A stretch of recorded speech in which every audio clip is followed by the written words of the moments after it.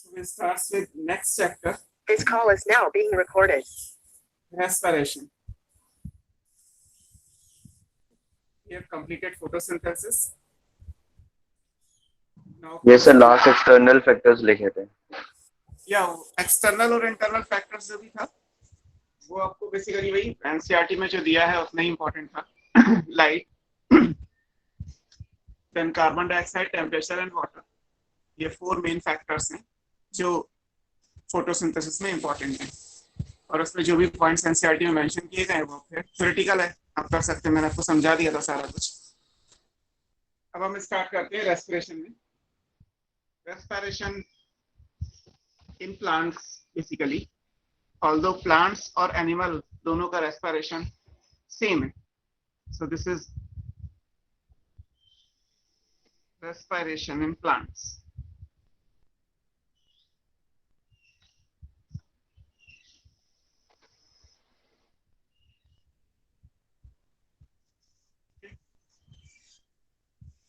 So this is basically cellular respiration, respiration at cell level.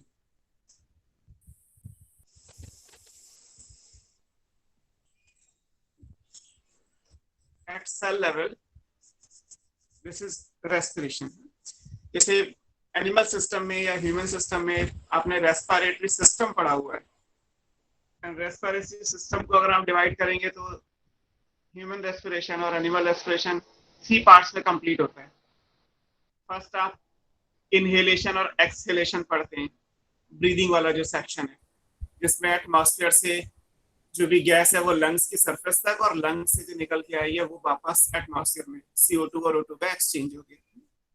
फिर जो second step है वो आप पढ़ते हैं कि लंग्स की सरफेस में नीचे डिफ्यूज करके ब्लड में आने से लेके और टारगेट टिश्यू तक हीमोग्लोबिन ऑक्सीजन को लेके जाएगा एंड उसी टिश्यू से हीमोग्लोबिन कार्बन डाइऑक्साइड को लेके वापस लंग्स की सरफेस तक आएगा. So that is transport of gases. First part is exchange of gases. Second part is transport of gases. Now the third part is this chapter. Third part is basically in what manner cell uses the oxygen and produces the carbon dioxide. है ना, किसी target tissue या target cell को oxygen की जरूरत क्यों है और वो कार्बन डाइऑक्साइड कहाँ से बनाती है. ऑक्सीजन की जरूरत थी इसलिए ब्लड से ऑक्सीजन आई और ब्लड में कहाँ से आई, इनहेलेशन से आई. ऐसे ही टिश्यू ने कार्बन डाइऑक्साइड को बना दिया, उसकी जरूरत नहीं है तो ब्लड उसे लेके जाएगा लंग्स तक और फिर लंग्स उसे एक्सपिरेशन से बॉडी के बाहर एटमॉस्फेयर में छोड़ देगा. तो इसीलिए इसे बोला जाता है रेस्पिरेशन एट सेल लेवल या सेलुलर रेस्पिरेशन बोल सकते हैं. आप चाहे तो इसको इंटरनल रेस्पिरेशन कह सकते हैं बिकॉज एक्सटर्नल एनवायरनमेंट से कोई मतलब नहीं है यहाँ पे. This is also called internal respiration. Mitochondria main respiratory cell organelle है, आप माइटोकॉन्ड्रियल रेस्पिरेशन बोल सकते हैं.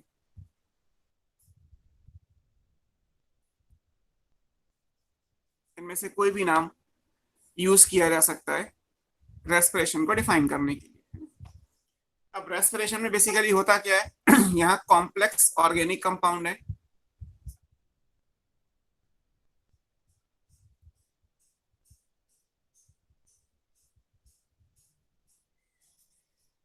जिनका ऑक्सीडेशन होगा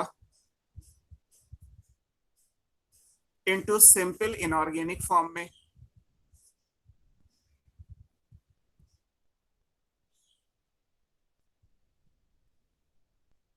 during which energy is released. ATP का फॉर्मेशन हो जाएगा. So complex organic compound are oxidised into simple inorganic forms and usable amount of energy.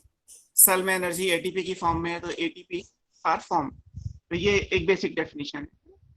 जो भी कॉम्प्लेक्स ऑर्गेनिक कंपाउंड यहाँ पे यूज किए जाते हैं they are called respiratory substrate.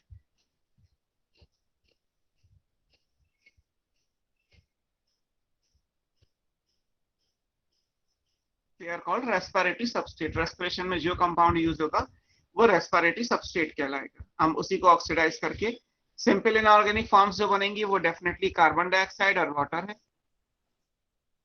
Energy in the form of ATP, ये एनर्जी का source है. और ऑक्सीजन हमें चाहिए या नहीं चाहिए वो डिपेंड करता है, but as per chemical reaction there should be oxidation, oxidation होना जरूरी है। ऑक्सीडेशन विदाउट ऑक्सीजन भी हो सकता है, विद ऑक्सीजन भी हो सकता है। जैसे भी आप ऑक्सीडेशन पढ़ते हैं, in the same manner oxygen को यूज करके ऑक्सीडेशन कर सकते हैं, हाइड्रोजन को रिमूव करके भी आप ऑक्सीडेशन कर सकते हैं। तो ऑक्सीडेशन होगा कॉम्प्लेक्स ऑर्गेनिक कंपाउंड का इनटू सिंपल इनऑर्गेनिक फॉर्म। जो सिंपल इनऑर्गेनिक फॉर्म्स है, they are carbon dioxide and water, usable amount of energy is released, and compounds which are oxidized during respiration are called respiratory substrate. Now, कौन कौन से respiratory substrate होते हैं? It may be a carbohydrate,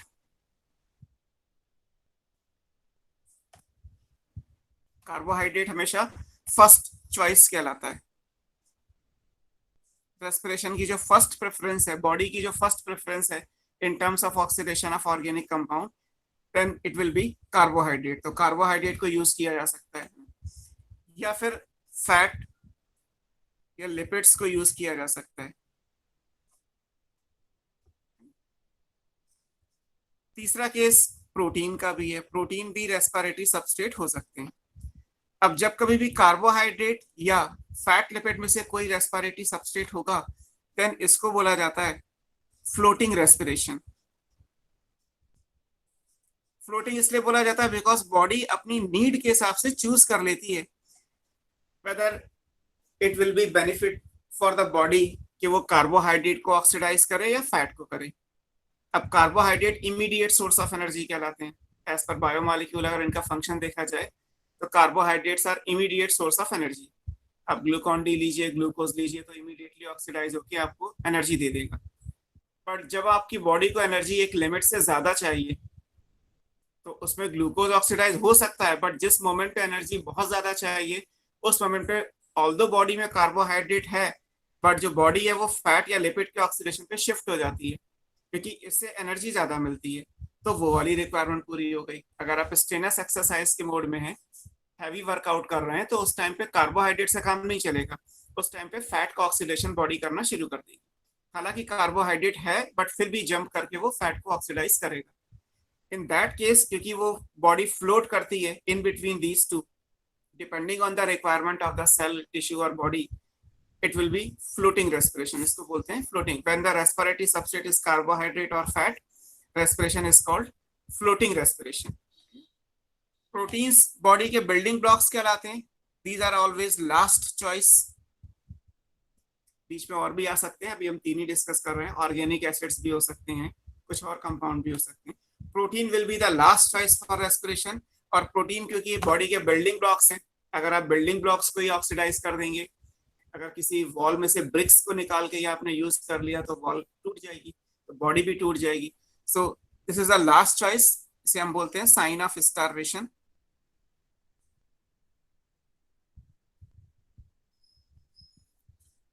leading to death of the organism.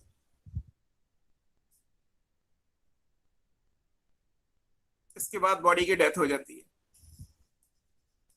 इसको कहते हैं क्या है? This is called protoplasmic respiration.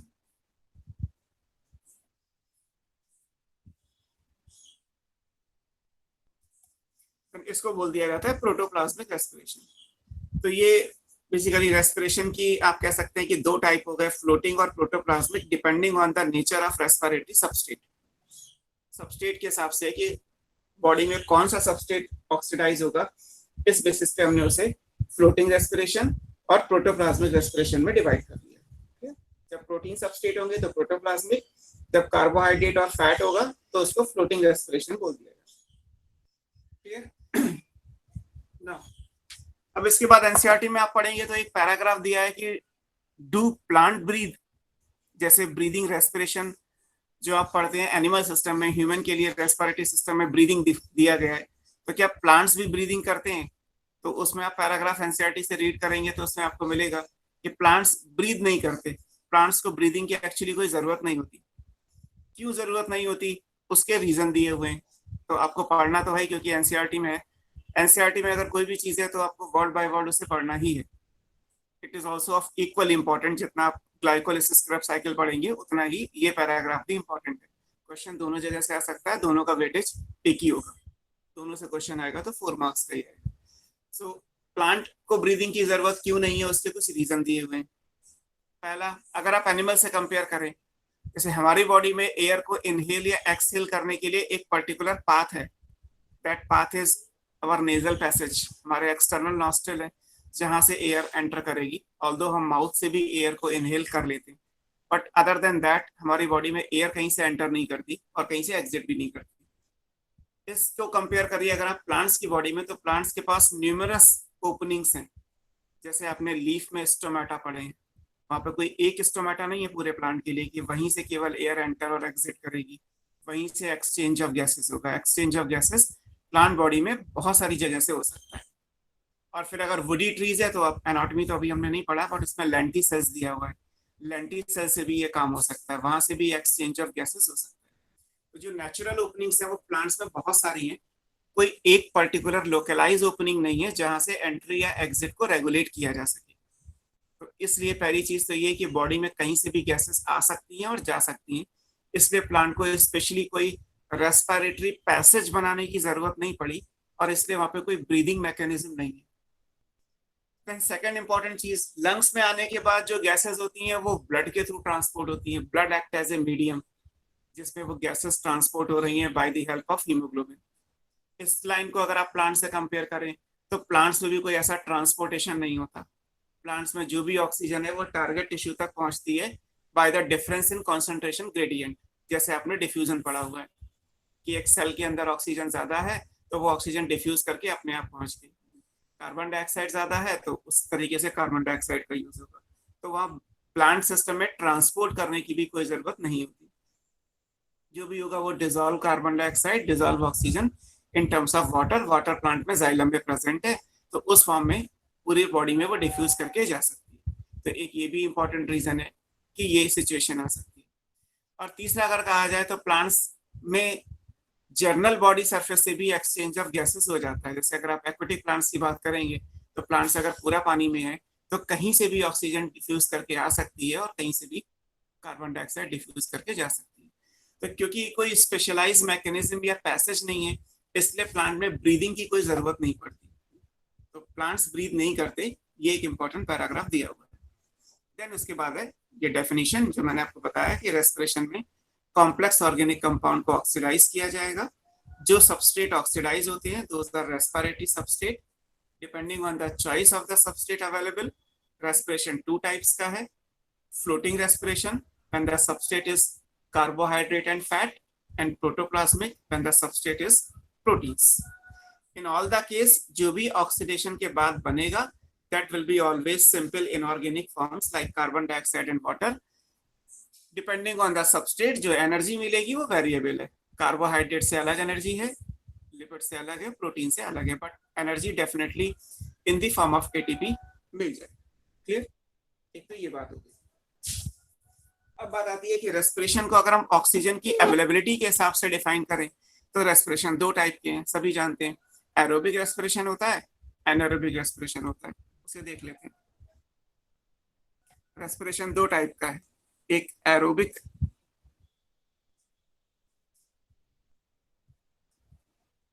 एक एनारोबिक है।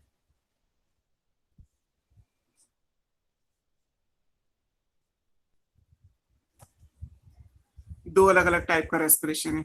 अब इनमें क्या है, अगर लिटरल मीनिंग के हिसाब से कहा जाएगा तो एरोबिक रेस्पिरेशन में क्या होगा, ऑब्वियस है कि it occurs in presence of oxygen.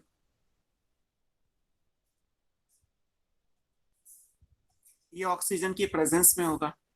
जहां तक एनारोबिक रेस्पिरेशन की बात है, ये ऑक्सीजन की एब्सेंस में भी हो सकता है या लो अवेलेबिलिटी में हो सकता है। ये भी इंपॉर्टेंट है। ऐसा नहीं है कि एनारोबिक है तो ऑक्सीजन जीरो होगी तभी होगा। जितनी ऑक्सीजन चाहिए, मान लीजिए एक्स कॉन्सेंट्रेशन में चाहिए मिनिमम, तो लेस देन एक्स अगर होगा तो भी एनारोबिक हो जाएगा, और अगर वो वैल्यू जीरो हो गई तो भी एनारोबिक होगा। So it occurs in low availability और एब्सेंस, दोनों हो सकती हैं ऑफ ऑक्सीजन। ये ऑक्सीजन की कम कॉन्सेंट्रेशन में भी हो जाएगा, जितनी चाहिए उतनी नहीं मिल रही, या बिल्कुल नहीं है तो भी ये हो जाएगा। एरोबिक रेस्पिरेशन में कंप्लीट ऑक्सीडेशन होगा। जो भी आप रेस्पिरेटरी सबस्ट्रेट यूज करेंगे उसका ऑक्सीडेशन कंप्लीट होगा, जबकि एनारोबिक में कहा जाए तो ये इनकम्प्लीट ऑक्सीडेशन है, पार्शियल ऑक्सीडेशन बोल सकते हैं आप इसे। जब इनकम्प्लीट ऑक्सीडेशन होगा तो बनेगा क्या, यहाँ पे कंप्लीट ऑक्सीडेशन होगा तो क्या बन रहा है, simple inorganic form to produce CO2 and water. Incomplete oxidation होगा तो क्या होगा, टू प्रोड्यूस आइदर अल्कोहल और एसिड एंड CO2।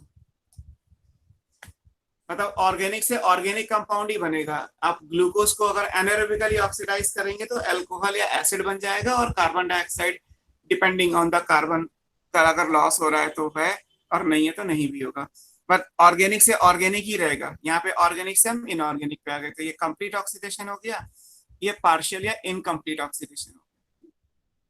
फिर एनारोबिक रेस्पिरेशन की बात करेंगे तो यहाँ पे जो एनर्जी मिलेगी वो हाई अमाउंट ऑफ एनर्जी आएगी।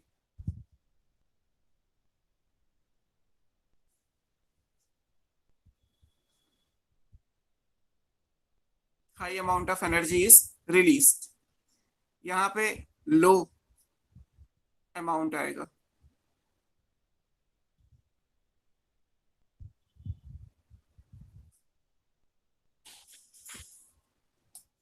ये वेरिएबल हो गया कि हाई अमाउंट ऑफ एनर्जी या लो अमाउंट ऑफ एनर्जी, कितनी एनर्जी रिलीज हो रही है, इस बेसिस पे भी हम इसको देख सकते हैं। तो ये इंपॉर्टेंट आ जाएगा। यहाँ पे लास्ट प्रोडक्ट वाटर ही बनेगा, फिक्स है। जब आप एरोबिक पढ़ लेंगे तो जो लास्ट प्रोडक्ट आएगा, final product, that is always water.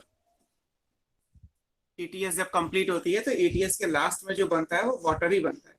यहाँ पे ऑब्वियस है कि रिएक्शन तो अल्कोहल या एसिड पे ही खत्म हो गई, तो definitely water is not the last product. क्या बनेगा वो डिपेंड करेगा, but water definitely last product नहीं होगा। तो ये इंपॉर्टेंट है कि आपने ग्लूकोज से मान लीजिए अल्कोहल बना दिया तो ठीक है, पार्शियल ऑक्सीडेशन हो गया। अल्कोहल ऑक्सीडाइज हो सकता है, ऐसा नहीं है कि अल्कोहल का ऑक्सीडेशन नहीं हो सकता, बट क्योंकि ऑक्सीजन नहीं है इसलिए वो काम नहीं हो सकता, तो अल्कोहल पे आके रिएक्शन खत्म हो गई। तो एक तो वाटर नहीं बना फाइनल प्रोडक्ट, और दूसरा पार्शियल ऑक्सीडेशन होकर केवल अल्कोहल रह गया। तो ये भी डिफरेंस पे काउंट कर सकते हैं एरोबिक और एनारोबिक के हिसाब से। तो ये बेसिक डिफरेंस है। बाकी जब इक्वेशन अगर आप लिखेंगे, फॉर एग्जाम्पल अगर मैं यहाँ पे लिखूं कि एरोबिक की इक्वेशन क्या है, तो एरोबिक में अगर हम ग्लूकोज के मॉलिक्यूल को, क्योंकि हमें कार्बोहाइड्रेट से ही पढ़ना है, अगर हम ग्लूकोज को ऑक्सीडाइज करते हैं तो C6H12O6, इसके लिए 6 ऑक्सीजन चाहिए, बनेगा 6 CO2, 6 H2O, और यहाँ जो एनर्जी बनेगी वो 36 ATP बनेगी। यानी per glucose molecule oxidise in aerobic respiration we yield 36 ATP। हमें यहाँ पे 36 ATP मिलेंगे। जबकि अगर हम यहाँ करते हैं तो ग्लूकोज C6H12O6 है, ऑक्सीजन है नहीं, अगर इसको ऑक्सीडाइज करेंगे तो 2 molecule of ethyl alcohol plus 2 molecule of CO2 and plus 2 ATP only. तो यहाँ 36 ATP है, यहाँ 2 ATP है। यहाँ ग्लूकोज कंप्लीटली ऑक्सीडाइज हुआ इनटू CO2, यहाँ ग्लूकोज पार्शियली ऑक्सीडाइज हुआ इनटू अल्कोहल। यहाँ वाटर थोड़ा सा पेज ऊपर कर लीजिए, क्या पेज ऊपर कर लीजिए। सो फाइनल प्रोडक्ट वाटर है एरोबिक में, और एनारोबिक में फाइनल प्रोडक्ट वाटर नहीं है। वहां पे जो भी रिएक्शन है, अगर हम अल्कोहल पे खत्म कर देते हैं तो अल्कोहल फाइनल हो जाएगा। अगर आपको आगे कोई एसिड बनाना है तो उसके हिसाब से ये भी वेरिएबल हो सकता है। तो एरोबिक और एनारोबिक के बेसिक डिफरेंसेस हैं। हालांकि अभी अपनी डिटेल में ये दोनों ही रिएक्शंस पढ़नी है, तो एरोबिक और एनारोबिक में क्या क्या चीजें हैं वो आ सकता है। क्लियर? एक तो ये बात हो गई। अब एक वर्ड यूज होता है फर्मेंटेशन, एनसीईआरटी में दिया, ये ग्लाइकोलाइसिस के बाद दिया है, बट अभी हम डेफिनेशन के हिसाब से यही पूरा करते हैं कि फर्मेंटेशन क्या है। अगर आप फर्मेंटेशन को एनारोबिक रेस्पिरेशन से कंपेयर करोगे तो ये जो भी कुछ लिखा हुआ है ये सब कुछ फर्मेंटेशन में भी है, सेम डिटो। फर्मेंटेशन भी ऑक्सीजन की एब्सेंस में होता है या लो अवेलेबिलिटी में होता है। फर्मेंटेशन में भी इनकम्प्लीट ऑक्सीडेशन होगा इनटू अल्कोहल और एसिड। फर्मेंटेशन में भी लो अमाउंट ऑफ एनर्जी रिलीज होगी। फर्मेंटेशन में वाटर फाइनल प्रोडक्ट नहीं होता। फर्मेंटेशन में अगर अल्कोहलिक फर्मेंटेशन है तो रिएक्शन एग्जैक्टली यही आएगी। देन एनारोबिक रेस्पिरेशन और फर्मेंटेशन में फिर डिफरेंस क्या है? क्यों हम बोलते हैं कि ब्रेड फर्मेंटेशन से बनी रादर देन एनारोबिक रेस्पिरेशन? क्यों ये कहा जाता है कि मसल्स एनारोबिकली रेस्पायर करती हैं रादर देन फर्मेंटेशन? आप ये तो नहीं पढ़ते कि स्केलेटल मसल्स में फर्मेंटेशन हो रहा है, आप ये पढ़ते हैं कि स्केलेटल मसल्स में एनारोबिक रेस्पिरेशन होता है। ऐसे ही ईस्ट फर्मेंटेशन से ब्रेड बनाती है, ये नहीं बोला जाता कि ईस्ट एनारोबिक रेस्पिरेशन से ब्रेड बनाती है। इट मीन्स कि दोनों चीजें डिफरेंस हैं, फर्मेंटेशन और एनारोबिक रेस्पिरेशन में कुछ डिफरेंस है। वो डिफरेंस क्या है वो देखते हैं। ये फर्मेंटेशन में कॉमन है, फर्मेंटेशन भी एक तरीके से एनारोबिक रेस्पिरेशन ही मान सकते हैं, बट फर्मेंटेशन की कुछ अलग से कंडीशंस हैं। वो कंडीशंस क्या है उनको देखना है। नेक्स्ट एक वर्ड यूज होता है फर्मेंटेशन।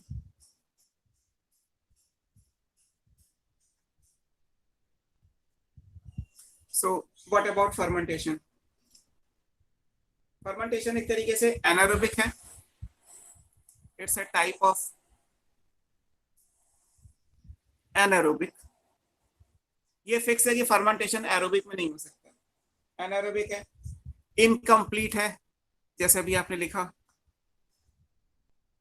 इनकम्प्लीट ब्रेकडाउन या ऑक्सीडेशन, कुछ भी लिख सकते हैं, ऑफ ऑर्गेनिक फूड या ऑर्गेनिक कंपाउंड्स लिख लीजिए। ये भी यहां तक भी सेम है। फर्मेंटेशन हमेशा सॉलिड मीडियम में नहीं हो सकता है ना, इन लिक्विड मीडियम होगा। सेमी सॉलिड हो सकता है बट सॉलिड नहीं हो सकता, इन लिक्विड मीडियम होगा। कैरीड आउट कौन करेगा ये भी इंपॉर्टेंट है, बाय बैक्टीरिया और फंगी। केवल यही दो माइक्रोब कर सकते हैं फर्मेंटेशन, या तो बैक्टीरिया फर्मेंटेशन करते हैं या फंगी करते हैं, बाकी माइक्रोब्स फर्मेंटेशन नहीं कर सकते। So carried out by microorganism and those microbes are fungi and bacteria. Clear? अब फिर डिफरेंस क्या हुआ? ये तो सारी चीजें वही हो गई, ये ठीक है कि हमने माइक्रोब यहाँ पे ऐड कर दिया। एक तो चीज ये कि फर्मेंटेशन सेल से बाहर होता है, फर्मेंटेशन एक्स्ट्रा सेलुलर है। जैसे मान लीजिए आप लैक्टिक एसिड फर्मेंटेशन पढ़ते हैं, बेसिकली जब वो हमारी मसल्स में होगा, आगे इसी चैप्टर में दिया हुआ है, तो लैक्टिक एसिड एनारोबिक रेस्पिरेशन बोला जाता है। मसल फटीग कि हमें थकान क्यों होती है, तो लैक्टिक एसिड जो बनेगा वो मसल्स में बनेगा, तो मसल्स के अंदर लैक्टिक एसिड बनेगा। So that is not fermentation. Anaerobic respiration cell के अंदर होगा, सेल के अंदर मतलब साइटोप्लाज्म में ग्लाइकोलाइसिस होती है, तो डेफिनेटली साइटोप्लाज्म सेल के अंदर का पार्ट है। सो एनारोबिक रेस्पिरेशन इंट्रासेलुलर हो जाएगा। लेकिन फर्मेंटेशन में ऐसा नहीं होता। अगर आप अल्कोहलिक फर्मेंटेशन पढ़ रहे हैं तो ईस्ट अपनी बॉडी से एंजाइम बाहर निकालेगा इनटू द मीडियम। मान लीजिए आपने आटे में ईस्ट मिला के रख दिया तो आटा मीडियम हो गया, ब्रॉथ हो गया। अब ईस्ट क्या करेगा? एंजाइम बाहर निकालेगा, तो जो भी रिएक्शन होगी वो ईस्ट की सेल से बाहर होगी। तो इसलिए लिखा है कि फर्मेंटेशन एक एक्स्ट्रा सेलुलर प्रोसेस है।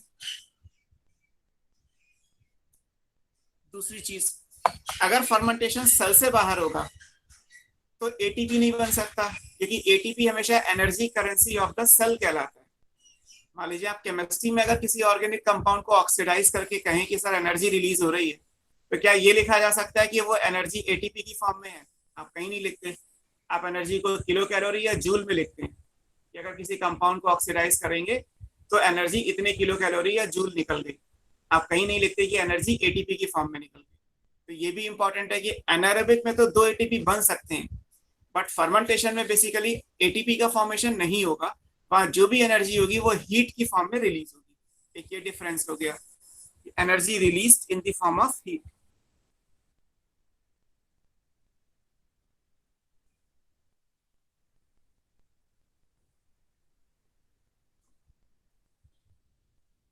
ये डिफरेंस, यहाँ एटीपी नहीं बनेगा। अगर आपसे कभी कहा जाए कि अल्कोहलिक फर्मेंटेशन में एटीपी कितने बनते हैं तो 0, बट अगर कहा जाए कि एनारोबिक रेस्पिरेशन में एटीपी कितने बनते हैं तो 2, तो 2 एटीपी के इक्विवेलेंट एनर्जी कहाँ जाएगी? एनर्जी तो थर्मोडायनेमिक्स के हिसाब से कहीं गायब तो हो नहीं सकती ना, तो एनर्जी हीट की फॉर्म में रेडिएट कर जाती है, तो एनर्जी यहाँ पे रिलीज होगी हीट की फॉर्म में और फर्मेंटेशन सेल से बाहर होगा। हालांकि जब नीट 2012 या 13 का क्वेश्चन है, जब उसमें ये पूछा गया तो उन्होंने ये पूछा कि फर्मेंटेशन और एनारोबिक रेस्पिरेशन का एक रिमार्केबल डिफरेंस भी है। फर्मेंटेशन में जो इलेक्ट्रॉन का एक्सेप्टर होता है वो बाहर से नहीं आता, जबकि एनारोबिक रेस्पिरेशन में इलेक्ट्रॉन का एक्सेप्टर बाहर से आएगा, जो भी आप प्रोसेस कंसीडर कर रहे हैं उससे बाहर से आएगा। जबकि फर्मेंटेशन में जो इलेक्ट्रॉन का एक्सेप्टर है वो बेसिकली कोई ऑर्गेनिक इंटरमीडिएट होता है ऑफ द सेम प्रोसेस। इस बात को भी हम थोड़ी देर में समझ लेंगे जब हम ग्लाइकोलिसिस बनाएंगे कि इलेक्ट्रॉन के एक्सेप्टर का मीनिंग यहाँ पे क्या है, बट अभी हम लिख लेते हैं कि जो इलेक्ट्रॉन एक्सेप्टर होगा is the organic intermediate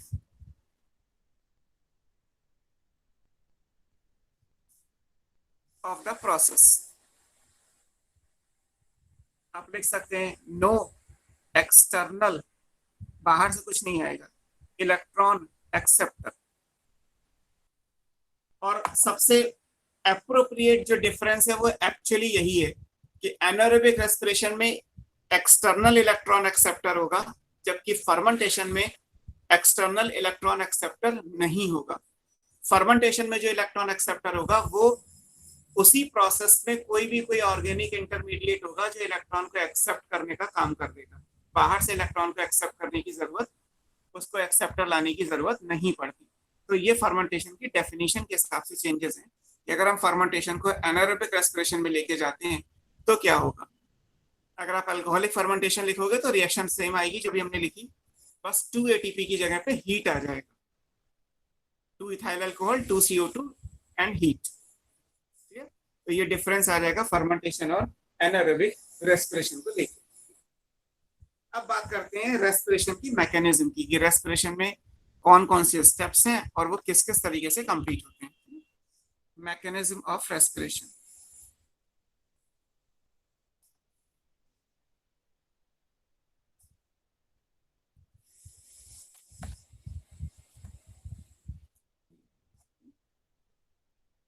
basically कहा जाए तो 4 स्टेप्स में कंप्लीट होगा।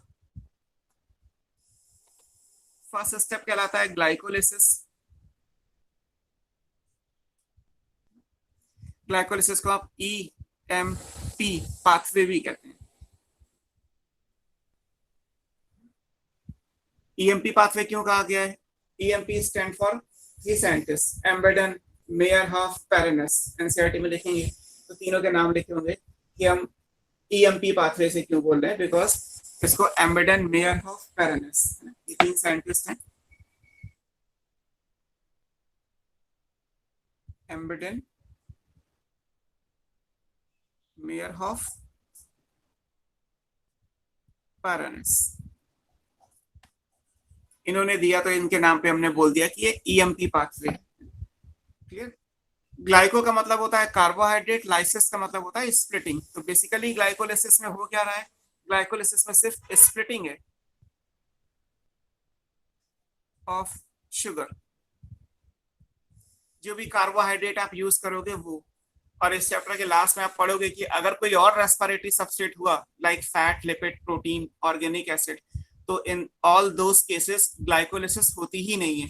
ग्लाइकोलिसिस केवल तब होती है जब रेस्पिरेटरी सबस्ट्रेट कार्बोहाइड्रेट हो, इसीलिए नाम ही है glycolysis, splitting of sugar. This is not splitting of lipids या स्प्लिटिंग ऑफ प्रोटीन्स। ये फिक्स है कि जब कार्बोहाइड्रेट होगा तो ग्लाइकोलिसिस होगी, अगर कार्बोहाइड्रेट नहीं है तो ग्लाइकोलिसिस नहीं होगी। सो इसे हम स्प्लिटिंग ऑफ शुगर कहते हैं। मैं समराइज भी कर देता हूँ, बाकी डिटेल हमें पढ़नी है। ग्लाइकोलिसिस में बेसिकली होगा क्या, जब आप 1 ग्लूकोज लेंगे, 1 मॉलिक्यूल ऑफ C6H12O6 है, ये 6 कार्बन का है, तो इसको स्प्लिट कर दिया जाएगा into 2 molecule of pyruvic acid. Pyruvic acid 3 carbon का है, तो 6 कार्बन के एक मॉलिक्यूल से 3 कार्बन के 2 मॉलिक्यूल्स बन गए। Simple splitting of sugar. यहाँ पे कोई ऑक्सीजन की जरूरत नहीं है, कोई यहाँ पे कुछ कार्बन डाइऑक्साइड प्रोड्यूस नहीं हो रही, कार्बन से कार्बन बैलेंस हो जाएगा। ड्यूरिंग द प्रोसेस जो मिलेगा हमें फाइनली, उसमें हमें 2 मॉलिक्यूल्स ऑफ NADH2 मिलेंगे और 2 मॉलिक्यूल्स ऑफ एटीपी मिलेंगे। ये इंपॉर्टेंट है, NADH2 और एटीपी की सिंथेसिस होगी। ये एक बेसिक चीज है कि NADPH2 और एटीपी का फॉर्मेशन होगा। अब ये 2 एटीपी तो डायरेक्ट है, 2 NADH2 लेटर ऑन कंडीशन है उसकी कि वो एनर्जी देंगे या नहीं देंगे, तो it depends. So far as glycolysis alone is concerned, अगर आपसे पूछा जाए ग्लाइकोलिसिस में एटीपी कितने बनते हैं, तो सिंपल आंसर होगा 2। जैसे आपको पता होगा कि 1 NADH2 3 एटीपी के बराबर है, तो ये भी बेसिकली 6 एटीपी होंगे। बट यहाँ इंपॉर्टेंट ये कि फिर टोटल 8 हो जाएगा, लेकिन हमें नहीं पता कि ये 2 NADH2 आगे एटीपी देंगे भी या नहीं देंगे। तो इसलिए पूछा जाए कि ग्लाइकोलिसिस में कितने एटीपी मिलते हैं, तो आंसर केवल 2 आएगा। अब अगर इसके आगे ऑक्सीजन की प्रेजेंस है, देन ओनली 3-4 जो स्टेप्स हैं वो कंप्लीट होंगे। अब अगर देखा जाए तो कंडीशन है, और वो कंडीशन है only in presence of oxygen, जिसको आप एरोबिक रेस्पिरेशन बोलते हैं। मतलब अगर एनारोबिक रेस्पिरेशन हुआ तो यहीं खत्म हो गया, इसके आगे कुछ होगा ही नहीं। अगर एरोबिक है तो इसके आगे सेकंड, थर्ड, फोर्थ स्टेप्स आएंगे। तो इसलिए ये कंडीशन है कि आगे कुछ आएगा या नहीं आएगा, it depends on the availability of oxygen. अगर एरोबिक रेस्पिरेशन हुआ, ऑक्सीजन की अवेलेबिलिटी हुई, तो आगे जाएंगे, नहीं तो नहीं जाएंगे। नाउ हम मान लेते हैं कि ऑक्सीजन की प्रेजेंस है, तो फिर सेकंड स्टेप होगा। सेकंड स्टेप को बोलते हैं पायरुवेट, पायरुविक एसिड है ये, डी कार्बोक्सिलेशन, कार्बन डाइऑक्साइड का रिमूवल। कार्बोक्सिलेशन आपने फोटोसिंथेसिस में पढ़ा, तो उसको हमने लिखा कि वो एडिशन ऑफ कार्बन डाइऑक्साइड है। तो डी कार्बोक्सिलेशन क्या होगा, रिमूवल ऑफ कार्बन डाइऑक्साइड होगा। इसको हम गेटवे या लिंक रिएक्शन कहते हैं, बिकॉज ये माइटोकॉन्ड्रिया और साइटोप्लाज्म को लिंक करती है। This is also called gateway और लिंक रिएक्शन। इसमें क्या होता है, इसमें जो भी ये पायरुविक एसिड है, 3 कार्बन का, अभी हम 1 मॉलिक्यूल से मान लेते हैं, तो इससे एक कार्बन डाइऑक्साइड तो रिमूव हो जाएगी, तो बचे 2 कार्बन। 2 कार्बन का जो कंपाउंड बनेगा that is acetyl coenzyme A, ये 2 कार्बन का है। तो 2 कार्बन और ये एक कार्बन डाइऑक्साइड में जो कार्बन थी वो चली गई। मीनवाइल 1 NADH2 भी मिल जाएगा फिर एक्स्ट्रा। तो पायरुविक एसिड से CO2 प्लस एसिटाइल कोएंजाइम है, तो 3 कार्बन से 3 कार्बन हो गए। ड्यूरिंग द प्रोसेस ये भी हो जाएगा, NADH2 भी मिल जाएगा, है ना। ये NADH2 एक यहाँ पे है, अगर इसके 2 मॉलिक्यूल होंगे तो 2 मिलेंगे। फिलहाल अभी हम 1 मॉलिक्यूल से लिख रहे हैं, तो 1 मिला, ये इंपॉर्टेंट है। अब क्या होगा, अभी भी हमें, क्योंकि एरोबिक रेस्पिरेशन में तो फाइनली कार्बन डाइऑक्साइड ही बन रहा है, तो यहाँ पे जो 2 कार्बन है, तो ये 2 कार्बन भी 2 कार्बन डाइऑक्साइड के बराबर है। आप पूरी एनसीईआरटी में देखेंगे तो बहुत सारी जगह लिखा हुआ कार्बन स्केलेटन।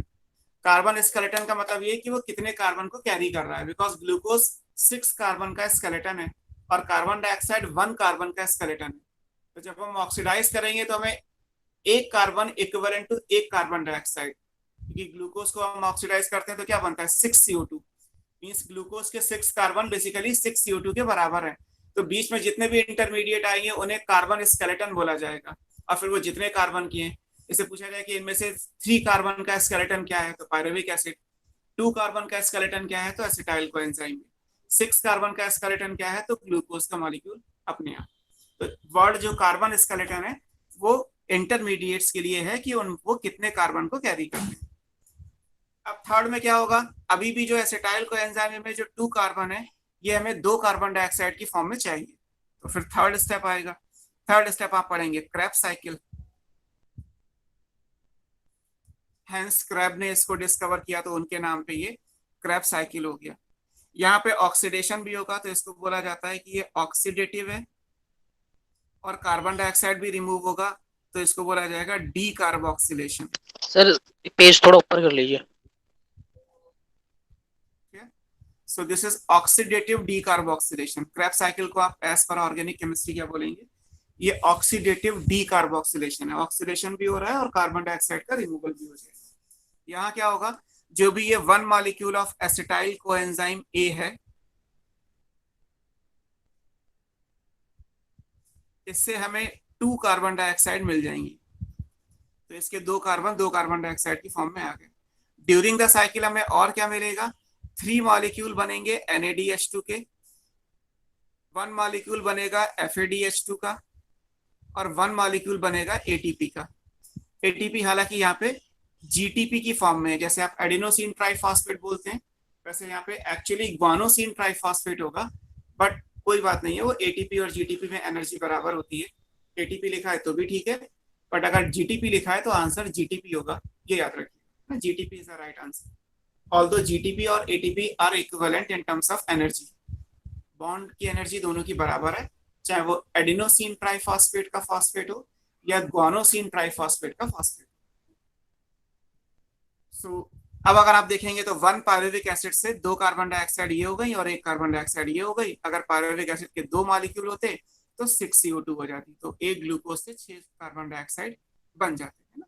इसको मान लीजिए हम सम करते हैं तो ये यहाँ से कैंसिल हो जाएगा, ये यहाँ से कैंसिल हो जाएगा, 1 glucose equals to 6 carbon dioxide आएगा। और जो बाकी क्या बचेगा, ये सब एनर्जी बचेगी, NADH2 और FADH2।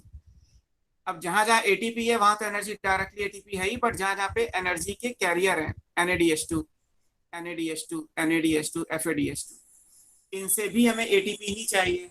तो वो ATP आती है हमारे 4th स्टेप पे, and that 4th step is called oxidative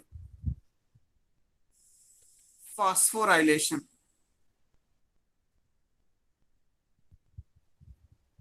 या इसको ETS कहते हैं, electron transport system. Oxidative phosphorylation की हाइपोथेसिस मैंने आपको कराई थी फोटोफॉस्फोराइलेशन के टाइम पे, थोड़ा सा लिखा था कि माइटोकॉन्ड्रिया में ऑक्सीडेटिव होता है और क्लोरोप्लास्ट के अंदर फोटोफॉस्फोराइलेशन होता है ना। तो ऑक्सीडेटिव फॉस्फोराइलेशन जिससे ATP बनेगा। ऑक्सीडेटिव फॉस्फोराइलेशन ये एक्सप्लेन करता है कि 1 NADH2 से 3 ATP कैसे बनते हैं और 1 FADH2 से 2 ATP कैसे बनते हैं। बनते तो हैं, बट ये कैसे बनते हैं, that mechanism is oxidative phosphorylation. तो ये 4 स्टेप है, इसमें से जितना भी ये नीचे का पोर्शन है, इन प्रेजेंस ऑफ ऑक्सीजन जहां से आपने लिखा, वो सारा कुछ माइटोकॉन्ड्रिया के अंदर हो रहा है, तो इसीलिए इसको माइटोकॉन्ड्रियल बोला गया। क्योंकि NADH2 से 3 ATP तो बनेंगे, ये कहाँ बन रहे हैं, इस प्रोसेस से माइटोकॉन्ड्रिया के अंदर। तो अगर आपने ये NADH2 लिखे ग्लाइकोलिसिस वाले, तो जब तक ये माइटोकॉन्ड्रिया में जाएंगे नहीं तब तक ये एनर्जी यानी ATP नहीं बना सकते। इसीलिए मैंने बोला कि ग्लाइकोलिसिस में 8 ATP आंसर कब आएगा, ये डिपेंड करता है। 8 ATP आंसर तब आएगा जब एरोबिक ग्लाइकोलिसिस होगी, जब ये कह दिया जाएगा कि नहीं ग्लाइकोलिसिस ऑक्सीजन की प्रेजेंस में हो रही है, मींस ग्लाइकोलिसिस को ऑक्सीजन नहीं चाहिए, इसका मतलब ये हुआ कि ग्लाइकोलिसिस हो गई और उसके बाद आगे की रिएक्शन माइटोकॉन्ड्रिया में हो रही है, देन ओनली आप 8 ATP आंसर मानते हैं ग्लाइकोलिसिस से। और अगर सिर्फ पूछा जाए कि ग्लाइकोलिसिस में ATP कितने बनते हैं तो आंसर 2 है, क्योंकि हमें नहीं पता कि जो 2 NADH2 ग्लाइकोलिसिस में बने हैं वो आगे जाके 6 ATP देंगे या नहीं देंगे, क्योंकि ये डिपेंड करता है ऑक्सीजन की अवेलेबिलिटी पे। तो इसलिए ये एक क्लॉज लग गया कि अगर ऑक्सीजन होगी तो 2 ATP, ये 2 NADH2 6 ATP देंगे, और अगर नहीं होगी तो फिर नहीं देंगे। तो ये चीज आएगी, क्लियर।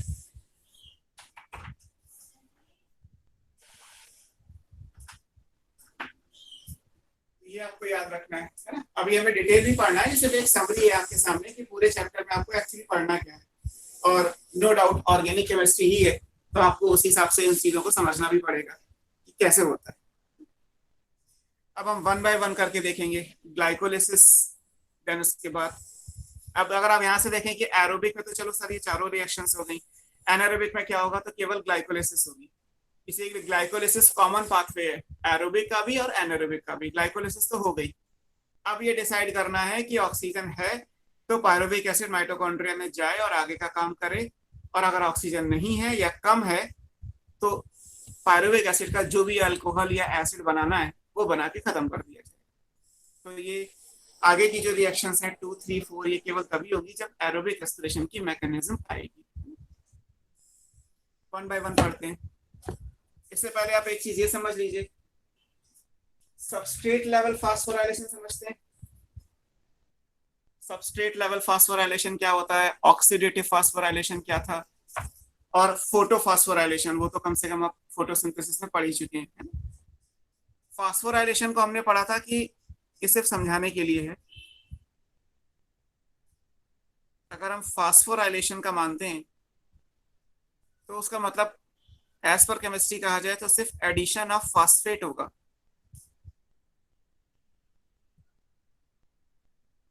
फास्फेट का ऐड होना फास्फोराइलेशन कहलाता है।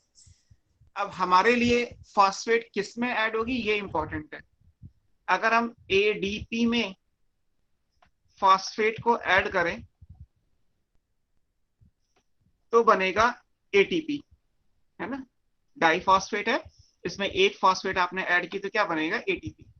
तो हमारे लिए फास्फोराइलेशन का मतलब क्या हो गया, हमने मान लिया कि हमें केवल यही रिएक्शन पढ़नी है, तो फास्फोराइलेशन मींस एटीपी सिंथेसिस। लेकिन ये एटीपी कहां से बन रहा है, फ्रॉम एडीपी। एडीपी में अगर एक फास्फेट को ऐड कर दिया जाए तो एटीपी बन जाएगा। तो वैसे तो आप किसी और कंपाउंड में भी, आप मान लीजिए ग्लूकोज में फास्फेट को ऐड कर दो तो ग्लूकोज फास्फेट बन जाएगा, बट वो फिर हमारे लिए फास्फोराइलेशन है या नहीं है वो डिपेंड करता है। एज पर केमिस्ट्री तो है।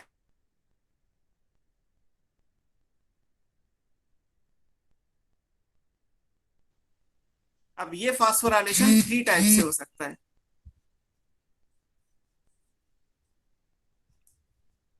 वो टाइप्स क्या क्या है, एक जो आपने पढ़ लिया, पहला कहलाएगा फोटोफास्फोराइलेशन।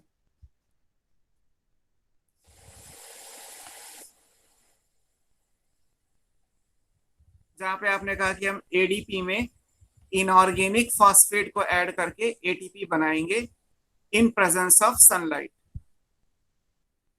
जो एनर्जी यूज हो रही है वो क्या है, सोलर एनर्जी थी, सनलाइट। तो वो क्या कहलाया था, फोटोफास्फोराइलेशन। और ये कहाँ था, इन क्लोरोप्लास्ट। और क्लोरोप्लास्ट प्लांट्स में होते हैं। तो आप कह सकते हैं कि इस तरीके से एटीपी का फॉर्मेशन तो केवल प्लांट में होगा, एनिमल में नहीं। पहली चीज, ये प्लांट के अंदर फोटोफास्फोराइलेशन होता है, एनिमल्स में फोटोफास्फोराइलेशन नहीं हो सकता, क्योंकि ये तो क्लोरोप्लास्ट में होता है। क्लोरोप्लास्ट प्लांट सेल में होता है, एनिमल सेल में नहीं होता। दूसरा तरीका क्या था, ऑक्सीडेटिव, जो अभी हमने थोड़ी देर पहले लिखा, ऑक्सीडेटिव फास्फोराइलेशन, जो होता है माइटोकॉन्ड्रिया में। और माइटोकॉन्ड्रिया तो दोनों जगह है, वो तो प्लांट सेल में भी है और एनिमल सेल में भी है। यहाँ क्या होगा, एडीपी इनऑर्गेनिक फॉस्फेट से जुड़ेगा सेम, बट जो एनर्जी है वो यहाँ पे क्या है, वो यहाँ पे रिडॉक्स एनर्जी है। रिडॉक्स मतलब ऑक्सीडेशन की एनर्जी जो भी होगी वो यहाँ पे यूज हो जाएगी और बनेगा यहाँ पे भी एटीपी। तो अगर कहा जाए कि ऑक्सीडेटिव फास्फोराइलेशन कहाँ होता है, तो ये हर जगह होता है। जब कभी भी एरोबिक रेस्पिरेशन होगा तो ऑक्सीडेटिव फास्फोराइलेशन हो ही जाएगा। रिडॉक्स एनर्जी, ऑक्सीडेशन की जो एनर्जी है वो हम यूज कर रहे हैं, तो ये एरोबिक रेस्पिरेशन में होती है। अभी आपने चौथे नंबर पे लिखा ईटीएस या ऑक्सीडेटिव फास्फोराइलेशन, वो यही रिएक्शन है। दोनों जगह केवल एनर्जी का सोर्स अलग है, इसीलिए दोनों की हाइपोथेसिस एक ही थी, केमी ऑस्मोटिक हाइपोथेसिस, जो पीटर माइकल ने दी, जो आपने ऑलरेडी पिछले चैप्टर में कंप्लीट की हुई है। वहां स्टार्टिंग में लिखा था कि it is applicable for both photophosphorylation in chloroplast and oxidative phosphorylation in mitochondria. एक तरीका और भी है जिसे हम बोलते हैं substrate level phosphorylation.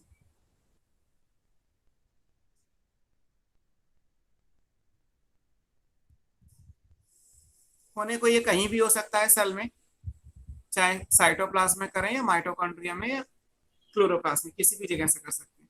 Substrate level का मतलब क्या है कि यहाँ जो भी फॉस्फेट आएगा वो इनऑर्गेनिक फॉस्फेट नहीं होगा, वो किसी सबस्ट्रेट का आएगा। जैसे ग्रुप ट्रांसफर मैकेनिज्म पढ़ते हैं आप ऑर्गेनिक केमिस्ट्री में, सेम। मान लीजिए एक्स एक कंपाउंड है और इसकी रिएक्शन आप वाई पी से करा रहे हैं, वाई के पास फॉस्फेट है, तो अगर ये फॉस्फेट अपनी एक्स को दे दे तो क्या बनेगा, एक्स पी बन जाएगा, वाई अलग हो जाएगा। This is called substrate level phosphorylation. आप उल्टा भी कर सकते थे, अगर मान लीजिए यहाँ पे ये लिखा होता कि एक्स ने अपनी फॉस्फेट वाई को दे दी तो क्या बन जाएगा, तो ये बन जाएगा। दोनों ही कर सकते हैं ना, केवल एक फॉस्फेट का ट्रांसफर ही तो करना है। ए के पास फॉस्फेट थी, उसने बी को दे दी, तो अब बी के पास फॉस्फेट आ गई, ए के पास स्पेस नहीं रहेगी। या बी के पास थी, ए को दे दी, तो अब बी के पास नहीं है तो ए के पास आ गई। इसे कहते हैं सबस्ट्रेट। रिएक्शन में ये दोनों क्या है, सबस्ट्रेट है। तो एक सबस्ट्रेट से फॉस्फेट निकल के दूसरे सबस्ट्रेट पर जाके ऐड हो गई, इसको बोल दिया गया सबस्ट्रेट लेवल फास्फोराइलेशन। ये भी तरीका है। अब जैसे मान लीजिए मैं यहाँ पे लिख दूं कि ये ग्लूकोज है, उसके साथ एटीपी है, तो ये दोनों सबस्ट्रेट हैं। अगर एटीपी अपनी एक फॉस्फेट ग्लूकोज को दे दे तो क्या बन जाएगा, ग्लूकोज 6 नंबर पे लगेगी, 6 फॉस्फेट, और बचेगा क्या, एडीपी। तो ये हो गया सबस्ट्रेट लेवल फास्फोराइलेशन। इसने एक फॉस्फेट निकाल के ग्लूकोज को दे दी, तो अब ग्लूकोज के पास फॉस्फेट आ गई और एडीपी बन गया। तो यहाँ पे जबकि ऊपर क्या लिखा है, फास्फोराइलेशन का मतलब है एडिशन ऑफ फॉस्फेट, और उससे हम एटीपी बना रहे थे, जबकि यहाँ पे क्या हुआ, एटीपी यूज भी हो गया। यानी सबस्ट्रेट लेवल फास्फोराइलेशन में एटीपी की सिंथेसिस भी हो सकती है और एटीपी से फॉस्फेट निकल के किसी और को भी जा सकती है। जैसे इस केस में कहा जाए तो एटीपी यूज हो गया, जबकि है रिएक्शन फास्फोराइलेशन। इसीलिए ऊपर लिखा है सबसे कि फास्फोराइलेशन का मतलब होता है एडिशन ऑफ फॉस्फेट। अब आपने यहां से निकाल के यहाँ दे दी तो ये बन जाएगा। और ऐसे अगर आप कोई और कंपाउंड कंसीडर करना चाहें तो कर सकते हैं। मान लीजिए मुझे एटीपी बनाना है, तब क्या करना पड़ेगा, तो वो किया जा सकता है। एटीपी बनेगा कैसे, बाय दिस मैनर, तो वो भी ऑप्शन है। मान लीजिए यहाँ पे लिखा हो 2 फास्फोइनॉल पायरुवेट, अभी ऐसे लिख लीजिए, हम ग्लाइकोलिसिस में पूरा लिख लेंगे। फास्फोइनॉल पायरुवेट है, मैं लिख दे रहा हूँ, आपको कंफ्यूजन नहीं रहेगा। फॉस्फेट है इसके पास, enol pyruvate. Just a minute. अब अगर ये एडीपी को अपनी फॉस्फेट दे दे, यहां से एक फॉस्फेट निकाल के एडीपी को आ गई, तो अब क्या बनेगा, यहां बनेगा पायरुवेट, और यहां क्या बन जाएगा, एटीपी। समझाना मुझे ये था कि एटीपी का बनना और एटीपी का यूज होना दोनों ही सबस्ट्रेट लेवल फास्फोराइलेशन हो सकते हैं।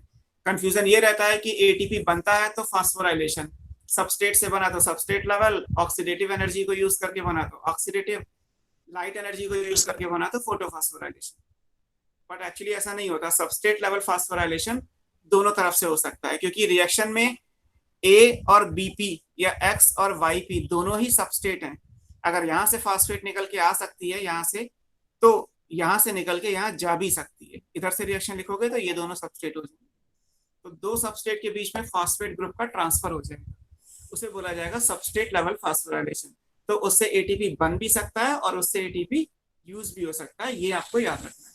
मेन चीज ये थी कि एटीपी का यूज और एटीपी की सिंथेसिस दोनों ही सबस्ट्रेट लेवल फास्फोराइलेशन से हो सकती है। हालांकि जब आप फोटो और ऑक्सीडेटिव लेके आएंगे तो यहाँ पे सिर्फ एटीपी की सिंथेसिस होगी। अगर आप ये कहें कि एटीपी से एक इनऑर्गेनिक फॉस्फेट निकल गई तो वो डी फास्फोराइलेशन हो जाएगा। अगर निकल गई है तो क्या बोला जाएगा, डी फास्फोराइलेशन। फास्फोराइलेशन तो नहीं हो सकता, लेकिन यहां से निकली है लेकिन किसी और पे जाके जुड़ भी गई है, तो उसके लिए फास्फोराइलेशन, इसके लिए डी फास्फोराइलेशन। ऐसे यहां से निकल के यहाँ आई तो ये मॉलिक्यूल से फॉस्फेट निकल गई तो डी फास्फोराइलेशन, इस पे आ गई तो इसका फास्फोराइलेशन। तो किसी का तो हो ही गया, सबस्ट्रेट का हो गया, तो सबस्ट्रेट के लेवल पे फास्फोराइलेशन बोल दिया गया। एनसीईआरटी में ये वर्ड कई बार आएगा भी, सबस्ट्रेट लेवल फास्फोराइलेशन क्या है और कैसे हो रहा है, तो उसको मैंने यही क्लियर कर दिया। अब जहां भी आएगा तो उस चीज को आप रिकॉल करके रखिएगा। अब हम पढ़ते हैं ग्लाइकोलिसिस, क्योंकि ग्लाइकोलिसिस में ये सारी चीजें आने वाली हैं। तो हमारा पहला पोर्शन जो आएगा, पहला स्टेप, वो ग्लाइकोलिसिस है। क्लियर, देखिए इसको मैं ग्लाइकोलिसिस पूरी बना रहा हूँ, एनसीईआरटी में भी बनी हुई है। अगर आपको मेरी वाली समझ में आती है तो आपको पीडीएफ फाइल मिल जाएगी, तो उससे आप आराम से समझ के जैसे भी करना चाहें कर पाएंगे। ठीक है, नाउ क्या क्या है ग्लाइकोलिसिस में। ये जो भी ड्रॉ होने वाला है वो ग्लाइकोलिसिस है। ग्लाइकोलिसिस में मैं पहले बना देता हूँ। ग्लूकोज है हमारे पास, ग्लूकोज 6 कार्बन का कंपाउंड है। ग्लाइकोलिसिस में बहुत सारी चीजें रिवर्सिबल इरिवर्सिबल ये सब आएगा, लेकिन हमें जितना काम का है हम सिर्फ उतना ही पढ़ रहे हैं, है ना। ये चीज हमेशा याद रखिए। आपका पर्पस है नीट में बॉटनी क्लियर करना, आपका पर्पस एमएससी या पीएचडी की बॉटनी पढ़ना नहीं है। तो होता है एक्चुअली यही है कि स्टूडेंट पॉइंट ऑफ व्यू से कि थोड़ा सा ये भी कर लेते हैं, थोड़ा सा ये भी कर लेते हैं, थोड़ा थोड़ा करते करते पूरी 11th 12th की बॉटनी में बहुत कुछ हो जाता है ऐसा जो आपके काम का नहीं था। It just a wastage of time. तो क्वेश्चन सिर्फ उतने करिए जितने रेलिवेंट हो, और उसके लिए जितना पढ़ना है उतना ही जरूरी। ग्लूकोज से मैं पहले लिख दे रहा हूँ, ये ग्लूकोज 6 फॉस्फेट बनेगा। ये भी 6 कार्बन का कंपाउंड है। फिर आएगा fructose 6 phosphate, again of 6 carbon. फिर आएगा फ्रक्टोज 1,6 डाइफॉस्फेट, 6 कार्बन। इसके बाद स्प्लिटिंग होगी, यहाँ आएगा 3 फास्फोग्लिसरल्डिहाइड,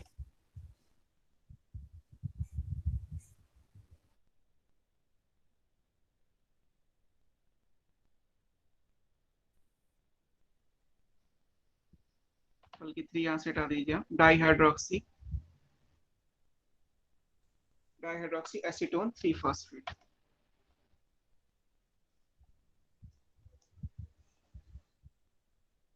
स्पेस कम है तो मैंने नीचे लिख दिया।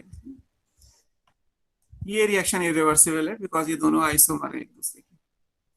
खैर, ये 3 कार्बन का है, ये भी 3 कार्बन का है। अब हम इसी से सारा कुछ लिख लेते हैं। 3 फास्फोग्लिसरल्डिहाइड से जब आप आगे जाएंगे तो यहाँ बन जाएगा 1,3 डाइफॉस्फोग्लिसरल्डिहाइड,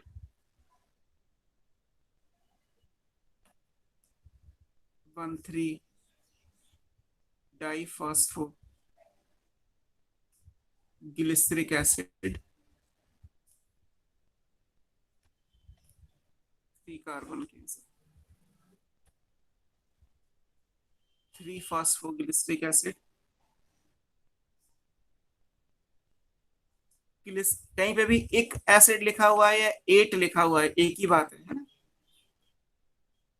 2 फास्फोग्लिसरेट,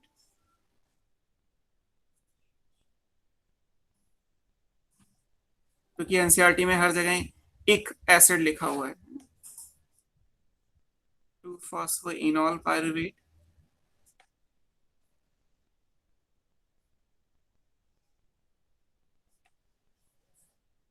एंड फाइनली पायरुवेट यानी पायरुविक एसिड।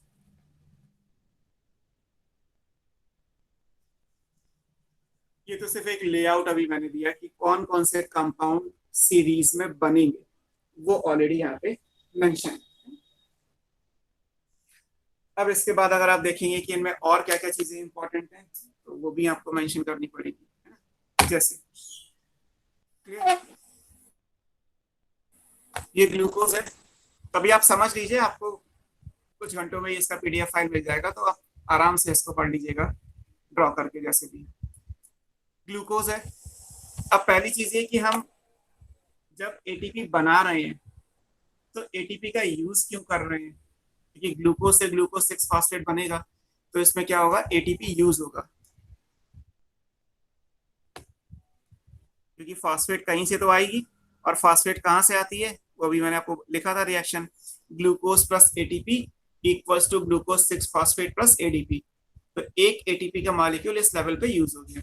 तो जब हमें एटीपी बनाने हैं तो हम यूज क्यों कर रहे हैं, तो उसका मतलब सेम है कि हायर एनर्जी के लिए आपको as a input small amount of energy देनी पड़ती है। गैस का बर्नर जलाने के लिए एक मैच स्टिक को तो बर्न करना ही पड़ेगा ना, तभी गैस का बर्नर जलेगा। तो ऐसे ही नंबर ऑफ एटीपी बनाने के लिए इनिशियली एटीपी का पहले यूज होगा। एटीपी आप कह सकते हैं कि यूटिलाइज हो जाएंगे एंड देन उसके बाद मॉलिक्यूल चार्ज होगा एक लेवल तक, और फिर आगे ऑक्सीडेशन होता जाएगा और एनर्जी बनती चली जाएगी इस तरीके से। तो ग्लूकोज का पहले क्या किया हमने, ग्लूकोज से 6 फॉस्फेट बनाया, अगर आप ग्लूकोज का केमिस्ट्री वाला फार्मूला लिखेंगे तो उसके 6 नंबर पे जो भी आपका कायरल कार्बन आईयूपीएसी नेम के हिसाब से छठा कार्बन होगा वहां पे फॉस्फेट ऐड होगा। फर्स्ट पे तो एल्डिहाइड आएगा, है ना। ये सब चीजें आपको क्लियर होनी चाहिए क्योंकि चैप्टर ऐसा है कि मैं बहुत सारा कुछ आपको बायोमॉलिक्यूल नहीं पढ़ा सकता राइट नाउ। तो ग्लूकोज का स्ट्रक्चर आप पढ़ते हैं तो उसमें लिखते हैं CHOH का होल 4 और लास्ट में CH2OH। तो जहाँ पे 6 नंबर पे CH2OH लिखा है वहां पे OH हटा के फॉस्फेट लगा दीजिए तो ग्लूकोज 6 फॉस्फेट बन जाएगा। ऑब्वियस है कि फॉस्फेट एक पोलर मॉलिक्यूल है तो वो CHO पे तो नहीं आ सकता, एल्डिहाइड पे तो आ नहीं सकता, तो इसलिए वो अल्कोहल वाले से रिएक्शन पूरी हो जाएगी। तो ग्लूकोज से ग्लूकोज 6 फॉस्फेट बन गया। इस रिएक्शन पे जो एंजाइम है वो एंजाइम हेक्सोकाइनेज है। अब आप एंजाइम्स को कैसे याद रखेंगे? Kinase is the class of enzyme that deals with substrate level phosphorylation. जहां पे भी रिएक्शन में सबस्ट्रेट लेवल फास्फोराइलेशन होता है वहां पे एंजाइम की क्लास क्या आती है? काइनेज। जैसे बायोमॉलिक्यूल में आपको एंजाइम की 6 क्लासेस पढ़ाई गई हैं, अगर आप पढ़ चुके हैं तो टीचर से, और नहीं तो एनसीईआरटी में तो गिवन ही है। 11th में आपने जब भी पढ़ा होगा तो एंजाइम की 6 क्लासेस हैं। और ऐसा नहीं है कि आप 6 क्लासेस को आगे पीछे कर लोगे, क्लास नंबर 1 ही रहेगी, वो रैंडम नहीं हो सकती क्योंकि एंजाइम में क्लासेस का नंबर फिक्स होता है कि पहले नंबर की क्लास है, दूसरे नंबर की क्लास है, छठे नंबर की क्लास है। तो ऐसे क्लास के बाद आता है सब क्लास और फिर उसके आगे बहुत कुछ आता है, वो आपके सिलेबस में है नहीं। तो काइनेज बेसिकली उस जगह पे यूज किया जाता है टर्म जहां पे भी सबस्ट्रेट लेवल फास्फोराइलेशन होगा। अब जैसे मैंने आपको बताया कि सबस्ट्रेट लेवल फास्फोराइलेशन से एटीपी बनता भी है और एटीपी यूज भी होता है, तो इसीलिए मैंने आपको समझाया था यहाँ पे एटीपी का क्या हो रहा है? यूज हो रहा है। एक ATP molecule substrate level phosphorylation में यूज हो गया एंड देन ग्लूकोज से ग्लूकोज 6 फॉस्फेट बन गया in presence of enzyme hexokinase. Hexokinase enzyme का जो को फैक्टर है वो मैग्नीशियम आयन है, Mg2 पॉजिटिव की प्रेजेंस में ये काम करता है। जैसे मिनरल न्यूट्रिशन में मैंने कहा था कि आप मिनरल्स के बारे में पढ़ लीजिएगा कि उन मिनरल्स का रोल क्या है, तो उसमें आप जब मैग्नीशियम के आगे पढ़ेंगे तो लिखा होगा कि मैग्नीशियम आयन रेस्पिरेशन और फोटोसिंथेसिस के बहुत सारे एंजाइम का को फैक्टर है। इवन ये क्वेश्चन भी होगा which of the following largely supports the enzyme of glycolysis, तो उसका आंसर होगा मैग्नीशियम। यहाँ पे आप एंजाइम्स अभी बहुत सारे देखेंगे, इन एंजाइम्स का को factor most of the case में मैग्नीशियम है। तो अगर Mg की सप्लाई नहीं है सेल को तो वो ग्लाइकोलिसिस नहीं करेगा, और अगर ग्लाइकोलिसिस नहीं करेगा तो आप कह सकते हैं कि कम से कम कार्बोहाइड्रेट से तो रेस्पिरेशन नहीं हो सकता, बिकॉज कार्बोहाइड्रेट से तो सबसे पहले ग्लाइकोलिसिस होगी, बाद में कोई और बात आएगी। अब क्या करना है? ग्लूकोज 6 फॉस्फेट से हमने क्या बनाया? Fructose 6 phosphate. फॉस्फेट की पोजीशन तो सेम रखी है, ग्लूकोज और फ्रक्टोज एक दूसरे के आइसोमर है। अगर एक दूसरे के आइसोमर है तो यहाँ पे एंजाइम क्या बन जाएगा? आइसोमेरेज। आइसोमेरेज एंजाइम का काम क्या है? जहाँ पे आइसोमराइजेशन की रिएक्शन होती है वहां एंजाइम क्या आ जाएगा? आइसोमरेज आ जाएगा। और दोनों ही 6 कार्बन की है शुगर, दोनों ही फॉस्फेट हैं, तो एंजाइम क्या रख दिया गया? फॉस्फो, क्योंकि दोनों में फॉस्फेट है। फॉस्फो ग्लूको, ग्लूकोज के लिए इसका आइसोमराइजेशन करना है, आइसोमेरेज, फॉस्फो ग्लूको आइसोमेरेज। इस एंजाइम की प्रेजेंस में ये एंजाइम भी Mg2 पॉजिटिव के साथ ही वर्क करता है, तो मैग्नीशियम आयन के साथ वर्क करके ये काम भी पूरा हो जाएगा। यहाँ कुछ एटीपी का जरूरत है नहीं, क्योंकि एक्चुअली देखा जाए तो ग्लूकोज 6 फॉस्फेट से फ्रक्टोज 6 फॉस्फेट सिर्फ एक आइसोमराइजेशन है। जैसे आप ग्लूकोज से फ्रक्टोज बनाते हो, वो फॉस्फेट की पोजीशन में तो कोई चेंज हुआ ही नहीं। अब क्या करना है? फ्रक्टोज एक कीटोन वाली शुगर है, कीटोन टर्मिनल पे तो होता नहीं, तो कीटोन का पहला कार्बन भी फ्री हो गया, वहां पे एक और फॉस्फेट आ सकता है। यहाँ फ्रक्टोज 1,6 डाई लिखा है, बिस लिखा है, वो कॉमन सी बात है, हमें कोई प्रॉपर आईयूपीएसी तो पढ़नी नहीं है, हमने डाई फॉस्फेट लिख लिया किसी बुक में, अगर बिस फॉस्फेट लिखा है तो एक ही बात है। तो फ्रक्टोज 6 फॉस्फेट से फ्रक्टोज 1,6 डाई फॉस्फेट बनेगा, तो एक और फॉस्फेट चाहिए। अब फॉस्फेट आएगी कहाँ से? अगेन एक और एटीपी का मॉलिक्यूल यूज होगा। जब एटीपी यूज होगा तो क्या बनेगा? एडीपी, और यहाँ पे एक फॉस्फेट आ गई, ये भी सबस्ट्रेट लेवल हो गया। अब यहाँ पे एंजाइम क्या आएगा? दोनों जगह फ्रक्टो है, दोनों जगह फास्फो है, तो ये फास्फो हो गया, फ्रक्टो हो गया, और क्योंकि ये सबस्ट्रेट लेवल का है तो काइनेज हो गया। तो एंजाइम का नाम क्या बन जाएगा? फास्फो फ्रक्टोकाइनेज, इसके लिए भी Mg2 पॉजिटिव ही चाहिए। तो मैग्नीशियम की प्रेजेंस में, इस एंजाइम की प्रेजेंस में, फास्फोफ्रक्टोकाइनेज की प्रेजेंस में एक और एटीपी का मॉलिक्यूल जो है वो यूज हो गया। सो इनिशियली हमने 2 एटीपी के मॉलिक्यूल यूज कर लिए सो दैट फ्रक्टोज के दोनों तरफ करें, तो उसमें 1 कार्बन पे फॉस्फेट आएगा और 6 कार्बन पे भी फॉस्फेट आएगा। तो इसलिए ये इंपॉर्टेंट है। तो ये आपको याद रखना है कि फास्फोफ्रक्टोकाइनेज एंजाइम की प्रेजेंस में ये आ जाएगा। क्लियर?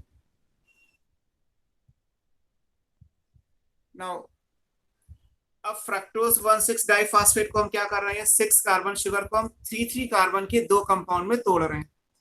तो ये स्प्लिटिंग हो गई, लाइसिस हो गई। अब लाइसिस हो गई तो यहाँ पे जो एंजाइम है वो स्पेशल एंजाइम है एल्डोलेज। एल्डोलेज एंजाइम मैग्नीशियम की प्रेजेंस में ही काम करेगा। इस एंजाइम की प्रेजेंस में फ्रक्टोज 1,6 डाइफॉस्फेट को 3 कार्बन की 2 शुगर में तोड़ दिया गया। 3 कार्बन की शुगर क्या कहलाती है, ट्राइयोज। अगर आप देखोगे तो आपने जब केल्विन साइकिल पढ़ा था तो वहां पे भी ये था PgAl, फास्फोग्लिसरल्डिहाइड, याद है? RuBP से कार्बन डाइऑक्साइड कंबाइन करके PgA बना था और PgA का रिडक्शन करके हमने PgAl बनाया था। PgAl is phosphoglyceraldehyde. ये वो वाला नहीं है, मतलब केमिस्ट्री के हिसाब से मॉलिक्यूल सेम है, बट वो PgAl बना था क्लोरोप्लास्ट में। और अभी जो भी चीजें हो रही हैं वो सेल के साइटोप्लाज्म में, ग्लाइकोलिसिस साइटोप्लाज्म में होती है। तो अभी ये जो भी रिएक्शंस हो रही हैं वो साइटोप्लाज्म के अंदर कंप्लीट हो रही है। फिलहाल कार्बोहाइड्रेट के लिए आपने पढ़ा है कि वो एल्डिहाइड और कीटोन के डेरिवेटिव होते हैं। तो एल्डोज शुगर अगर लिखोगे तो ये है, इसी का जब कीटोन वर्जन बनाओगे तो ये बन जाएगा। ग्लिसरल्डिहाइड 3 कार्बन की शुगर होती है। सबसे छोटी शुगर क्या है, ट्राइयोज शुगर, और उसका नाम आप पढ़ेंगे तो नाम क्या है, एसिटल्डिहाइड, सॉरी ग्लिसरल्डिहाइड। ऐसे 3 कार्बन की एसीटोन वाली शुगर का नाम क्या है, डाईहाइड्रोक्सी एसीटोन। 3 पे फॉस्फेट यहाँ पे है, 3rd कार्बन पे फॉस्फेट यहाँ पे भी है। तो ये दोनों एक दूसरे का आइसोमर है। 6 कार्बन की शुगर जब ट्राइयोज शुगर में टूटेगी तो आधा बन जाएगा, आप मान सकते हैं कि एल्डोज शुगर, और आधा बन जाएगा कीटोज शुगर। हालांकि सेल में most of the reaction aldehyde group से होती है, इसलिए अगर हम ये वाला मॉलिक्यूल इसमें कन्वर्ट कर दें तो आप कह सकते हैं कि इसके 2 मॉलिक्यूल बन गए। तो आगे का जो भी कुछ होगा वो 2 टाइम्स हो जाएगा। तो पहली चीज तो ये कि एल्डोज की स्प्लिटिंग हुई, एल्डोज की प्रेजेंस में जब इसकी स्प्लिटिंग हुई तो ये 2 मॉलिक्यूल्स में चेंज हो गया, 1 for each. 1 is of three phosphoglyceraldehyde, 1 is for dihydroxy acetone three phosphate. ये दोनों आइसोमर हैं और दोनों 3 कार्बन के हैं। तो यहाँ पे जो एंजाइम आएगा वो एंजाइम क्या कहलाएगा, ये कहलाएगा ट्राइयोज आइसोमरेज। इसके लिए भी Mg2 पॉजिटिव ही चाहिए। तो ट्राइयोज आइसोमरेज की प्रेजेंस में ये दोनों एक दूसरे में चेंज हो सकते हैं। अगर ये इसमें चेंज हो गया तो आप कह सकते हैं कि आगे जब भी कुछ होगा सबके 2 मॉलिक्यूल हो गए, 2 मॉलिक्यूल्स ऑफ ईच।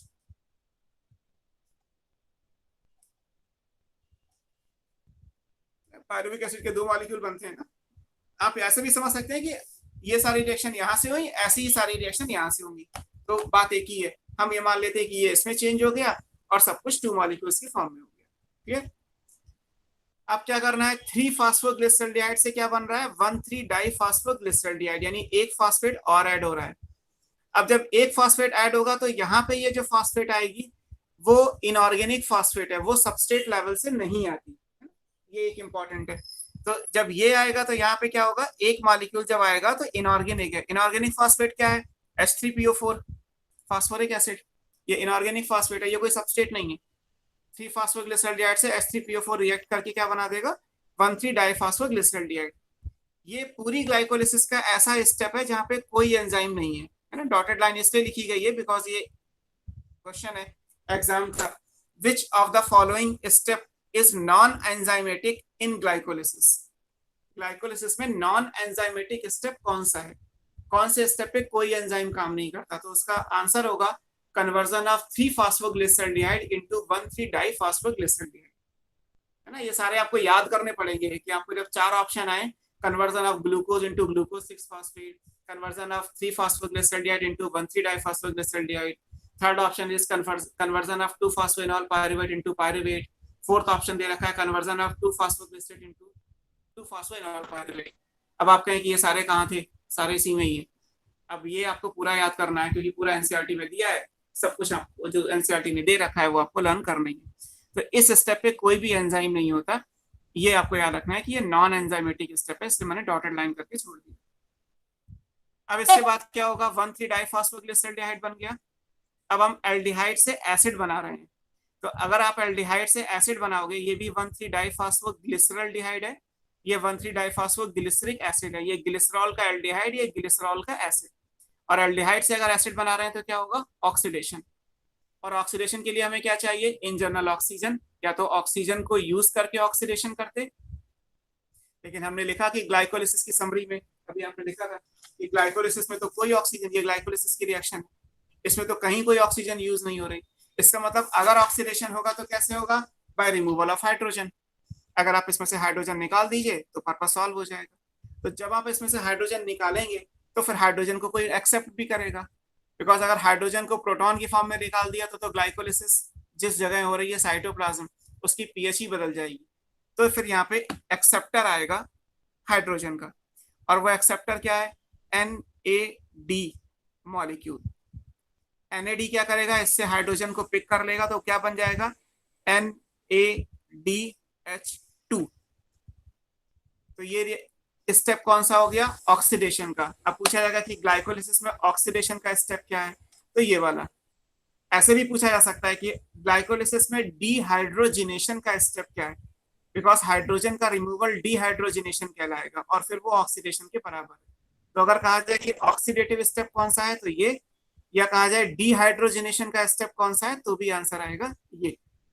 एंजाइम क्या होगा, अगेन एंजाइम की क्लास आपने पढ़ी होगी, डिहाइड्रोजिनेस, बायोमॉलिक्यूल में दी हुई है।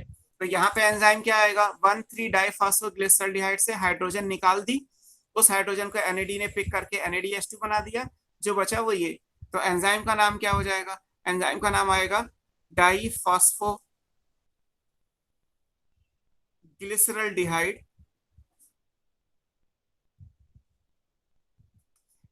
डिहाइड्रोजिनेस। और इसके लिए भी मैग्नीशियम एज ए कोफैक्टर है। तो डिहाइड्रोजिनेज एंजाइम आ गया, तो मैग्नीशियम आयन की प्रेजेंस में ये एंजाइम काम, सबस्ट्रेट के नाम और टाइप ऑफ रिएक्शन के हिसाब से एंजाइम के नाम दे दिए जाते हैं। तो डाइफॉस्फोग्लिसरॉल्डिहाइड डिहाइड्रोजिनेज एंजाइम हो गया, और यहाँ पे NADH2 बन गया। अब ये अंडरस्टूड है कि 2 मॉलिक्यूल्स हैं तो 2 NADH2 बनेंगे। तो जो ग्लाइकोलिसिस में आपने 2 NADH2 लिखे थे समरी में, वो यही वाले हैं। अब क्या हो रहा है, 1,3 डाइफॉस्फोग्लिसरिक एसिड है, ये एसिड है, यहाँ भी ग्लिसरिक एसिड है, तो केमिकल कंपोजिशन में तो कोई चेंज नहीं हो रहा, बट ये 1,3 डाइफॉस्फो है और ये 3 फॉस्फो है। इसका मतलब एक फॉस्फेट कम हो गई, और अगर इससे एक फॉस्फेट निकलेगी तो फॉस्फेट को लेगा कौन, ADP ले लेगा। जैसे ATP ने फॉस्फेट को दे दिया, वैसे ADP ने फॉस्फेट को ले लिया। अगर ADP इस फॉस्फेट को लेगा तो यहाँ क्या बनेगा, ATP बन जाएगा। तो है तो ये भी सबस्ट्रेट लेवल, बट यहाँ ATP बन रहा है ये भी सबस्ट्रेट लेवल, बट यहाँ पे ATP यूज हो रहा है। तो ये दोनों चीजें याद रखिएगा कि ATP की सिंथेसिस भी होती है और ATP का यूटिलाइजेशन भी होता है by the same type of reaction, that is substrate level phosphorylation. और जहां भी सबस्ट्रेट लेवल फॉस्फोराइलेशन है, वहां मैंने बताया कि एंजाइम क्या आएगा, काइनेज। तो इस एंजाइम का नाम क्या लिखोगे तो क्या आएगा, ये फास्फो है, ये ग्लिसरेट है, काइनेज, तो एंजाइम का नाम हो गया phospho glycerate kinase. Again Mg ion की प्रेजेंस में ये रिएक्शन पूरी हो जाएगी। तो यहाँ भी ATP, अब ये 2 मॉलिक्यूल थे तो 2 ATP बनेंगे, है ना। आगे देखते हैं, 3 फॉस्फोग्लिसरिक एसिड से क्या बन रहा है, 2 फॉस्फोग्लिसरिक एसिड। सिर्फ फॉस्फेट ग्रुप की पोजीशन चेंज हो रही है from 3rd carbon to 2nd carbon.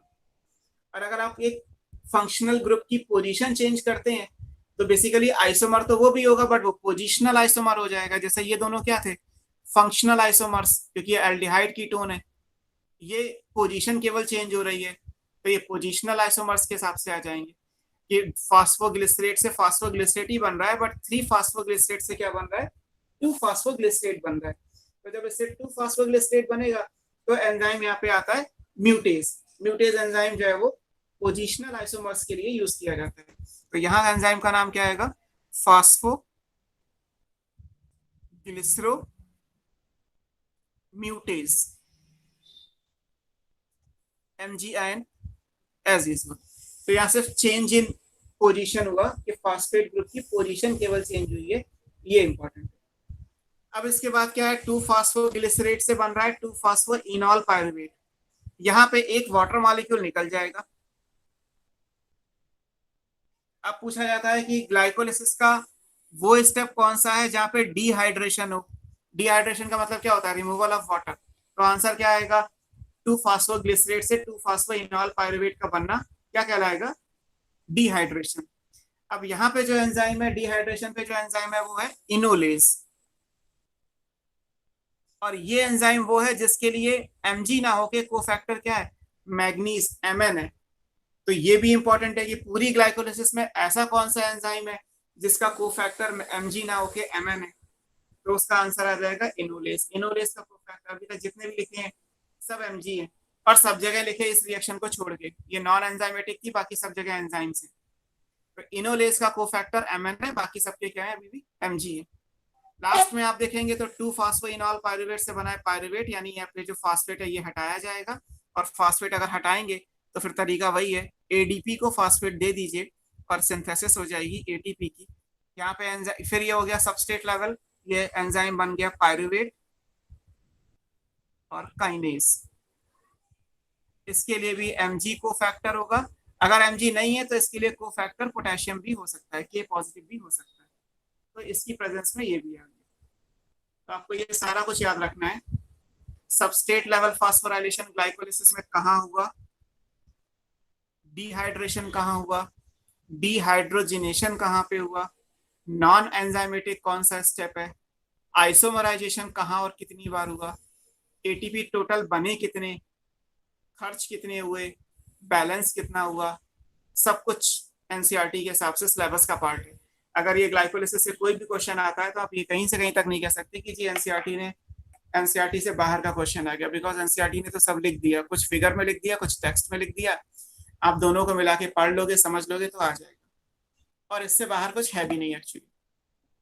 ये भी इंपॉर्टेंट है कि अगर आप मेडिकल कॉलेज में भी जाके रेस्पिरेशन पढ़ें तब भी वो इतना ही है, बस वहाँ पे केमिस्ट्री के स्ट्रक्चर्स बने होंगे, जैसे आप केमिस्ट्री में बनाते हैं, ग्लूकोज का नाम ना लिख के ग्लूकोज का स्ट्रक्चर बना के रिएक्शन करके दिखाना होगा।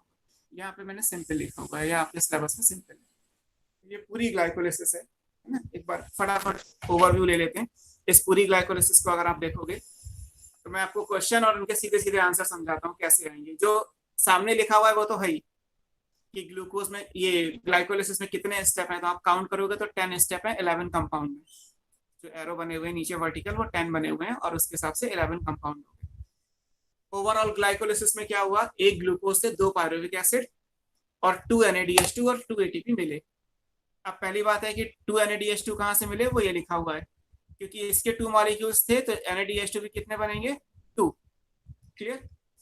ATP कितने बनेंगे, अब 2 यहाँ बनेंगे, 2 यहाँ बनेंगे, तो नीचे 4 ATP बने और ऊपर 2 खर्च हो गए, तो जो नेट ATP का गेन आएगा वो कितना आएगा, 2। तो हमने लिख दिया कि 2 ATP बन गए, 2 NADH2 बन गए, और यहां से देखोगे तो 2 वाटर मॉलिक्यूल रिलीज भी हो गए। 6H2O में से अगर कहा जाए कि 2H2O कहां से आ रहे हैं, तो वो ग्लाइकोलिसिस से आ रहे हैं। तो ये डिहाइड्रेशन का भी स्टेप हो गया।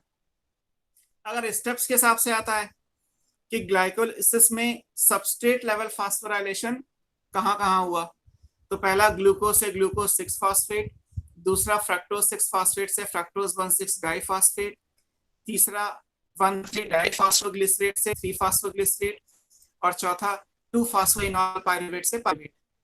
ये 4 रिएक्शन हैं जहां पे सबस्ट्रेट लेवल फास्फोराइलेशन हुआ है। क्लियर। फिर कहा जाए कि ऑक्सीडेशन का स्टेप कौन सा है, तो ये वाला 1,3-डाइफॉस्फोग्लिसरॉल्डिहाइड से 1,3-डाइफॉस्फोग्लिसरिक एसिड। हालांकि ऑक्सीडेशन का स्टेप है तो आप इसे ऐसे भी बोल सकते हैं कि ये डिहाइड्रेशन का भी स्टेप, ये डिहाइड्रोजिनेशन का भी स्टेप है, क्योंकि हाइड्रोजन रिमूव होगी, इसी सेंस में इसका ऑक्सीडेशन हुआ। तो हाइड्रोजन रिमूव हुई तो हाइड्रोजन को एक्सेप्ट किया NAD ने।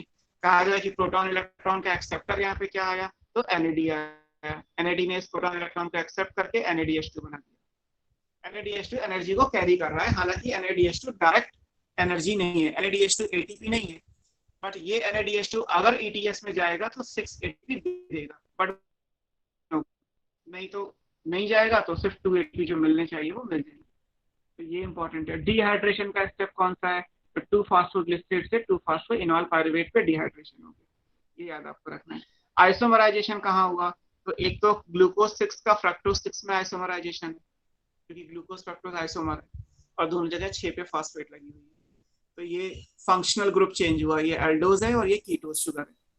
दूसरा देखोगे तो आइसोमराइजेशन ये हुआ, यहाँ भी ट्राइयोज एल्डोज से ट्राइयोज कीटोज बना। आपकी स्क्रीन ब्लर हो गई है।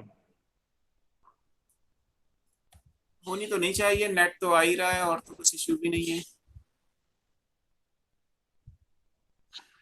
जस्ट ए मिनट, देखो अब शायद आ जाए। तो दूसरा स्टेप ये आइसोमराइजेशन का है, और फिर ऐसे ही आइसोमराइजेशन का एक स्टेप ये है जहाँ पे आपने सिर्फ फॉस्फेट ग्रुप की पोजीशन चेंज की है, 3-फॉस्फोग्लिसरेट से 2-फॉस्फोग्लिसरेट।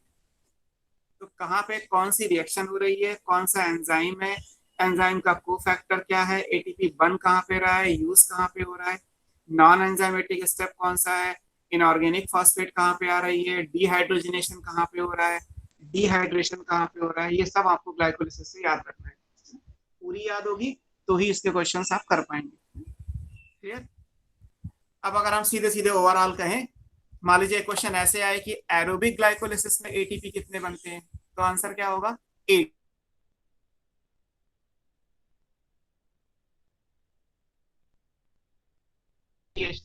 फोर्थ स्टेप पे जाके एटीपी देंगे, जैसे हमने ये समरी लिखी थी, तो हमने कहा था कि ग्लाइकोलिसिस में 2 NADH2 बन गए, और फिर अगर कहा कि अगर ऑक्सीजन होगी तो ये 2 NADH2 यहाँ पे जाके एटीपी देंगे। 2 NADH2 है तो यहाँ 6 एटीपी आ जाएंगे, 6 ये होंगे और 2 ये होंगे, तो टोटल 8 एटीपी हो जाएंगे। बट ये सिचुएशन है, सिचुएशन ये है कि एरोबिक ग्लाइकोलिसिस होनी चाहिए। तो अगर एरोबिक ग्लाइकोलिसिस है तो फिर आंसर हो जाएगा 8 एटीपी, और अगर एनारोबिक ग्लाइकोलिसिस है तो आंसर हो जाएगा 2 एटीपी। क्लियर? सीधे पूछा जाए ग्लाइकोलिसिस में एटीपी कितने बनते हैं, तो आप 2 आंसर कर दीजिए। ऑब्वियस है कि 8 नहीं दिया होगा, या तो 2 दिया होगा या 8 दिया होगा, जो दिया है वो अंडरस्टूड है, उसके हिसाब से आप आंसर कर सकते हैं। बट अगर एरोबिक एनारोबिक लिखा हुआ है तो फिर कोई डाउट है ही नहीं, एरोबिक में 8 एटीपी बनेंगे, एनारोबिक में 2 बनेंगे। ऐसे भी पूछा गया, how many times aerobic glycolysis is efficient as compare to anaerobic glycolysis. तो कितने टाइम एफिशिएंसी है? 4 गुना। एनारोबिक से 2 एटीपी मिल रहे हैं, एरोबिक से 8 एटीपी मिल रहे हैं, तो कितने गुना एफिशिएंसी हो गई? 4 गुनी एफिशिएंसी हो गई। लैंग्वेज बदल दी तो 4 टाइम्स एफिशिएंसी आ गई एरोबिक ग्लाइकोलिसिस की as compare to anaerobic glycolysis. तो ये सारी चीजें आपको याद रखनी है। ये याद रखिएगा कि जो भी ग्लाइकोलिसिस है वो ग्लाइकोलिसिस कहाँ होती है, तो यहाँ लिख देता हूँ। हमारा पहला स्टेप था ग्लाइकोलिसिस, जो आपने समरी में लिखा हुआ पढ़ चुके हैं कि ग्लाइकोलिसिस को ईएमपी पाथवे भी कहते हैं, एम्बेडेड मेयरहॉफ पैरानस। और ग्लाइकोलिसिस अगर पूछा जाए कहाँ होती है, तो it occurs in cytoplasm. Cytoplasm की जगह अगर साइटोसॉल वर्ड दिया है तो ये भी आंसर हो सकता है। साइटोप्लाज्म के 2 फ्रैक्शन होते हैं, एक जेल कहलाता है और एक सॉल कहलाता है, साइटोसॉल साइटोजेल। तो जो साइटोसॉल है जहाँ पे सोल्यूशन है वहां पे ये रिएक्शन कंप्लीट हो जाएगी। So it occurs in cytoplasm और साइटोसॉल। एक ये पॉइंट है, और दूसरा ये कि इट इज कॉमन।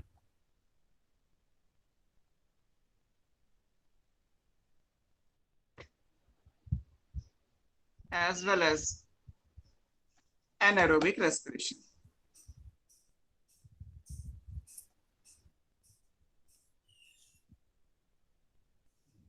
तो ये दोनों के लिए कॉमन है, एरोबिक और एनारोबिक के लिए, तो आपको ये भी याद रखना है।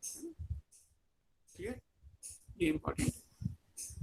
ऐसे भी क्वेश्चंस होंगे एट लास्ट कि पूछा जाए आपको ग्लाइकोलिसिस में सबस्ट्रेट लेवल फास्फोराइलेशन से एटीपी कितने बने। मान लीजिए कहा जाए कि how many ATPs are formed in aerobic glycolysis by substrate level phosphorylation.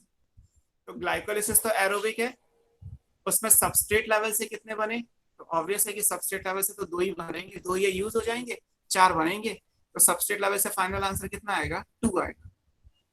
अगर ये कहा जाए कि ग्लाइकोलिसिस में ऑक्सीडेटिव फास्फोराइलेशन से कितने बने, तो ऑक्सीडेटिव फास्फोराइलेशन का मतलब ये है कि जो ये NADH2 है ये ATP जब बनाएंगे चौथे स्टेप में, तो उसकी बात की जा रही है। तो ऑक्सीडेटिव फास्फोराइलेशन से कितने आ जाएंगे, 6 आ जाएंगे। अगर कहा जाए कि ऑक्सीडेटिव फास्फोराइलेशन से ATP कितने बने एनारोबिक ग्लाइकोलिसिस में, तो 0, क्योंकि एनारोबिक रेस्पिरेशन में तो चौथा जो स्टेप था ऑक्सीडेटिव फास्फोराइलेशन का वो होता ही नहीं है, तो वो बात ही खत्म हो जाएगी कि कितने बनेंगे। तो इस तरीके से आप ग्लाइकोलिसिस के क्वेश्चंस पूरे करेंगे कि ग्लाइकोलिसिस क्या है और किस तरीके से कंप्लीट होती है। अब बात हम पहले ग्लाइकोलिसिस के आगे का ही पढ़ते हैं, क्योंकि एनसीईआरटी में ग्लाइकोलिसिस के बाद फर्मेंटेशन के टाइप्स दिए हुए हैं, बाद में देख लेंगे। हम सेकंड स्टेप पे जंप कर जाते हैं कि ग्लाइकोलिसिस के बाद क्या होगा।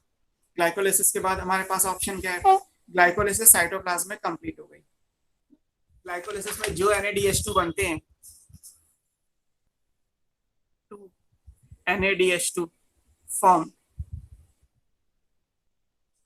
इनको आगे बोला जाएगा ग्लाइकोलिटिक या ग्लाइकोलिटिक या साइटोसोलिक NADH2। मतलब ये वो NADH2 होंगे जो साइटोप्लाज्म में बने या ग्लाइकोलिसिस में बने। ये जो 2 NADH2 आपने बनाए हैं इनका नाम आगे आपको मिलेगा एनसीईआरटी में कि ये 2 NADH2 क्या कहलाते हैं। ये कहलाएंगे साइटोसोलिक NADH2, मतलब जो साइटोप्लाज्म में बन गए वो अलग है और जो माइटोकॉन्ड्रिया में भी आगे बनेंगे वो अलग होंगे। तो माइटोकॉन्ड्रियल NADH2 अलग, एनर्जी दोनों से बराबर आएगी, साइटोसोलिक अलग। साइटोसोलिक को एनर्जी के लिए माइटोकॉन्ड्रिया में जाना पड़ेगा, जो माइटोकॉन्ड्रिया में बनेगा उसे जाने की जरूरत नहीं है, वो तो वहीं बना है वहीं एनर्जी दे देगा। तो इसीलिए नाम अलग अलग किए गए कि साइटोसोलिक NADH2 अलग होंगे और माइटोकॉन्ड्रियल NADH2 अलग होंगे। सेकंड की बात करते हैं। जो सेकंड स्टेप था हमारा पायरुवेट डीकार्बोक्सिलेशन,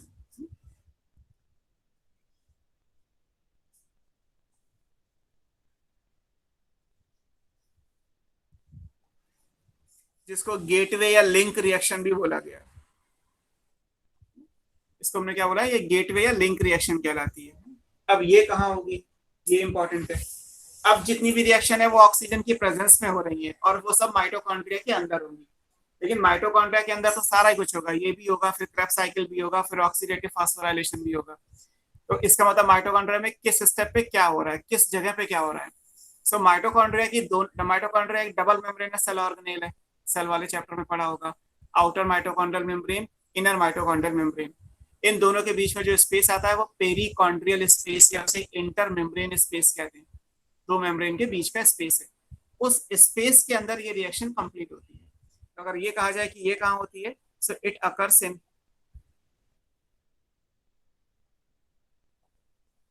पेरिकॉन्ड्रियल, और एनसीईआरटी में लिखा है inter membrane space of mitochondria. Mitochondria की दो मेम्ब्रेन के बीच का स्पेस, जिसे आप पेरिकॉन्ड्रियल स्पेस भी कहते हैं, वहां ये रिएक्शन पूरी हो जाती है। और ये गेटवे या लिंक रिएक्शन क्यों कहलाती है, बिकॉज ये साइटोप्लाज्म को माइटोकॉन्ड्रिया से कनेक्ट करती है। जो क्रेब्स साइकिल है वो माइटोकॉन्ड्रिया के मैट्रिक्स में होगी, जो ग्लाइकोलिसिस है वो साइटोप्लाज्म में हो गई। तो ग्लाइकोलिसिस और क्रेब्स साइकिल के बीच में ये रिएक्शन आ रही है, तो इसीलिए इसको गेटवे या लिंक रिएक्शन बोला गया है। दिस इज कॉल्ड गेटवे और link reaction as it connects cytoplasm with mitochondria.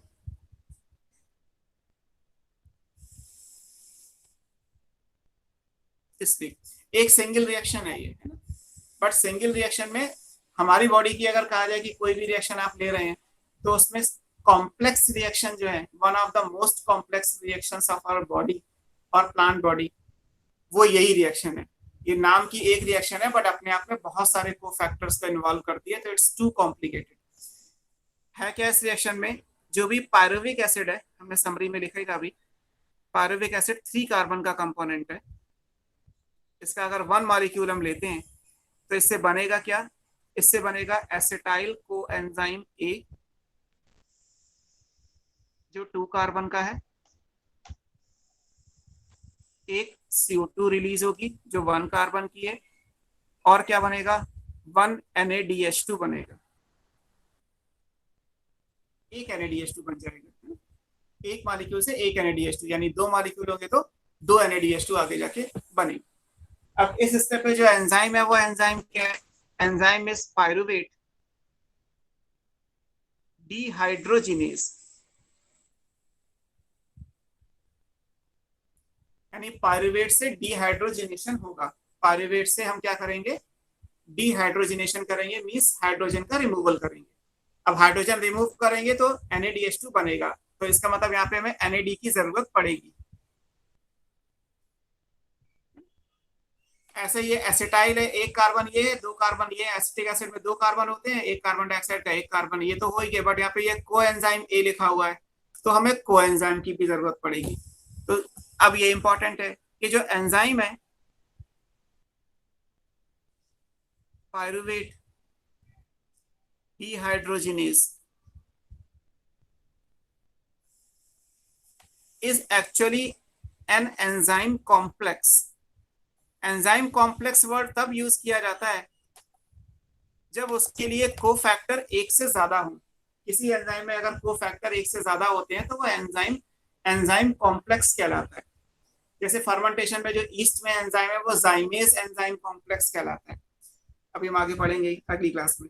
यहाँ पे हम जो पढ़ रहे हैं ये एंजाइम कॉम्प्लेक्स है। ऐसा क्यों है, बिकॉज इट हैज 5 कोफैक्टर्स। इस एंजाइम के 5 कोफैक्टर हैं, और जब तक ये कोफैक्टर 5 अवेलेबल नहीं होंगे तब तक ये रिएक्शन नहीं होगी। और अगर ये रिएक्शन नहीं होगी तो माइटोकॉन्ड्रिया में जाके क्रेब्स साइकिल नहीं हो सकती। इसलिए ये सबसे इंपॉर्टेंट रिएक्शन में कंसिडर किया गया। कौन कौन से फैक्टर हैं, एक फैक्टर NAD है, इस एंजाइम को NAD चाहिए, यहाँ लिखा हुआ है। दूसरा, इस एंजाइम को ये कोएंजाइम A चाहिए, कोएंजाइम A ये चाहिए। इसके अलावा यहाँ पे एक TPP चाहिए, TPP is thiamine pyrophosphate.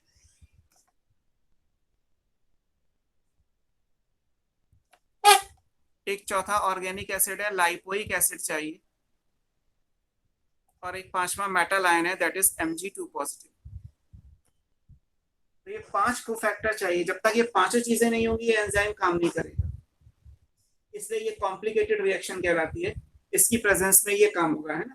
Thiamine pyrophosphate, lipoic acid, acetyl coenzyme A और मैग्नीशियम आयन और TPP। अब जैसे मिनरल न्यूट्रिशन में आप पढ़ोगे तो लाइपोइक एसिड के लिए सल्फर चाहिए होता है, तो सल्फर में ये लिखा होगा। ऐसे थाइमीन पायरोफॉस्फेट अगर आपको रिकॉल करके कहीं याद कर सके तो ये किसी विटामिन का नाम है। थाइमीन विटामिन बी में आता है ना। तो एक विटामिन बी चाहिए, एक सल्फर कंटेनिंग लाइपोइक एसिड चाहिए, मैग्नीशियम आयन चाहिए, कोएंजाइम A चाहिए और NAD इटसेल्फ चाहिए। ये सब चीजें होंगी तो ये एंजाइम काम करेगा और पायरुविक एसिड को एसिटाइल कोएंजाइम A में चेंज करेगा और एक कार्बन डाइऑक्साइड रिमूव हो जाएगा। दूसरी तरफ पायरुविक एसिड से हाइड्रोजन निकला जो NAD ने पिक कर लिया और NADH2 में चेंज हो गया।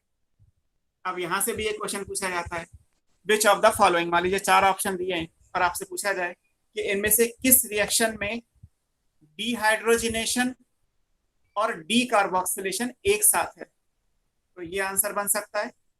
इसमें देखोगे तो पायरुविक एसिड से कार्बन डाइऑक्साइड भी निकला तो ये डीकार्बोक्सिलेशन हुआ, और इससे हाइड्रोजन भी निकला जो इसने पिक करके ये बनाया, तो ये डिहाइड्रोजिनेशन भी हुआ। सो दिस इज अ रिएक्शन जहाँ पे डीकार्बोक्सिलेशन और डिहाइड्रोजिनेशन एक साथ हो रहा है। आगे क्रेब्स साइकिल में एक बार और आएगा। पूरे रेस्पिरेशन में 2 रिएक्शन ऐसी हैं जहाँ पे डिहाइड्रोजिनेशन और डीकार्बोक्सिलेशन एक ही साथ हो रहा है। एंजाइम का नाम डीकार्बोक्सिलेज भी रख सकते थे, डिहाइड्रोजिनेज भी रख सकते थे, बट क्योंकि एंजाइम की क्लास डिहाइड्रोजिनेज है इसलिए उसको प्रेफरेंस दे दिया जाएगा। क्लास को प्रेफरेंस दिया जाता है rather than type of reaction. केवल कार्बोक्सिलेशन नहीं हो रहा, डीकार्बोक्सिलेज बोले, इससे अच्छा ये है कि इसे डिहाइड्रोजिनेज बोले। तो एंजाइम का नाम क्या है, पायरुवेट डिहाइड्रोजिनेज। यहाँ पे NAD से NADH2 बन रहा है, यहाँ पे CO2 भी रिमूव हो रहा है और यहाँ से H रिमूव हो रहा है ना। सो this is the reaction where decarboxylation, removal of CO2, and dehydrogenation, removal of hydrogen, occur simultaneously. ये एक इंपॉर्टेंट है, ऐसी रिएक्शन जहां पे ये दोनों चीजें एक साथ हो जाएं तो उस रिएक्शन का नाम होगा पायरुवेट डीकार्बोक्सिलेशन। क्लियर? बाकी नेक्स्ट क्लास में देखते हैं, हमें क्रेब्स साइकिल पढ़ना है, ETS पढ़ना है, और जो भी छोटी मोटी चीजें बची है वो सब करना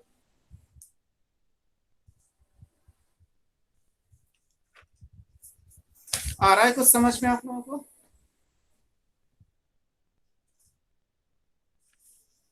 यस सर। आई नो कि सिलेबस थोड़ा सा धीरे धीरे चल रहा है, आपको लग रहा होगा कि अभी हम फिजियोलॉजी ही पढ़ रहे हैं, बट ये ऑब्वियस है कि क्रैश कोर्स में हमें पहले इंपॉर्टेंट चैप्टर्स लेके चलने हैं, और कम से कम उन चैप्टर से कोई भी क्वेश्चन आपका गलत ना हो, है ना। जैसे मैं अभी आपको बोल रहा हूँ कि थ्योरेटिकली अगर देखा जाए तो इकोलॉजी है, इकोलॉजी जितनी एनसीईआरटी में है उतनी पूछी जाती है, पिछले 10 सालों में भी हार्डली कोई क्वेश्चन बाहर का हो तो हो, वरना नहीं होगा। तो इकोलॉजी के चैप्टर्स को आपको सिर्फ एनसीईआरटी से याद ही करना है। ऐसे एक चैप्टर है वहां पे माइक्रोब इन ह्यूमन वेलफेयर, तो उसमें माइक्रोब तो हजारों लाखों हैं जो हमारे काम के हैं, बट जितने एनसीईआरटी ने दे रखे उतने ही पूछे जाते हैं।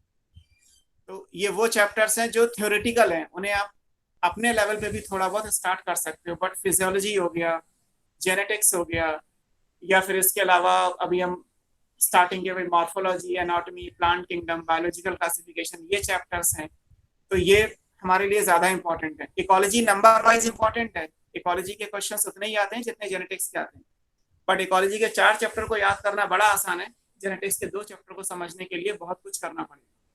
वेटेज दोनों का बराबर है, इकोलॉजी से भी 10 to 11 क्वेश्चंस आते हैं और जेनेटिक्स के 2 चैप्टर से भी 10 to 11 क्वेश्चंस आते हैं, दोनों का वेटेज नीट में बराबर है, बट फिर भी इकोलॉजी को पढ़ना बहुत आसान है एज कम्पेयर टू कि आप जेनेटिक्स में सारी चीजों को ठीक से कर पाए। तो हम इसलिए पहले ऐसे फिजियोलॉजी के 12 to 13 क्वेश्चंस आते हैं प्लांट फिजियोलॉजी के, तो हमने सबसे पहले इसीलिए इसको स्टडी किया ताकि ये वाला सेक्शन पहले हमारा स्ट्रांग हो जाए, और कोशिश करते हैं सारा कुछ कंप्लीट करने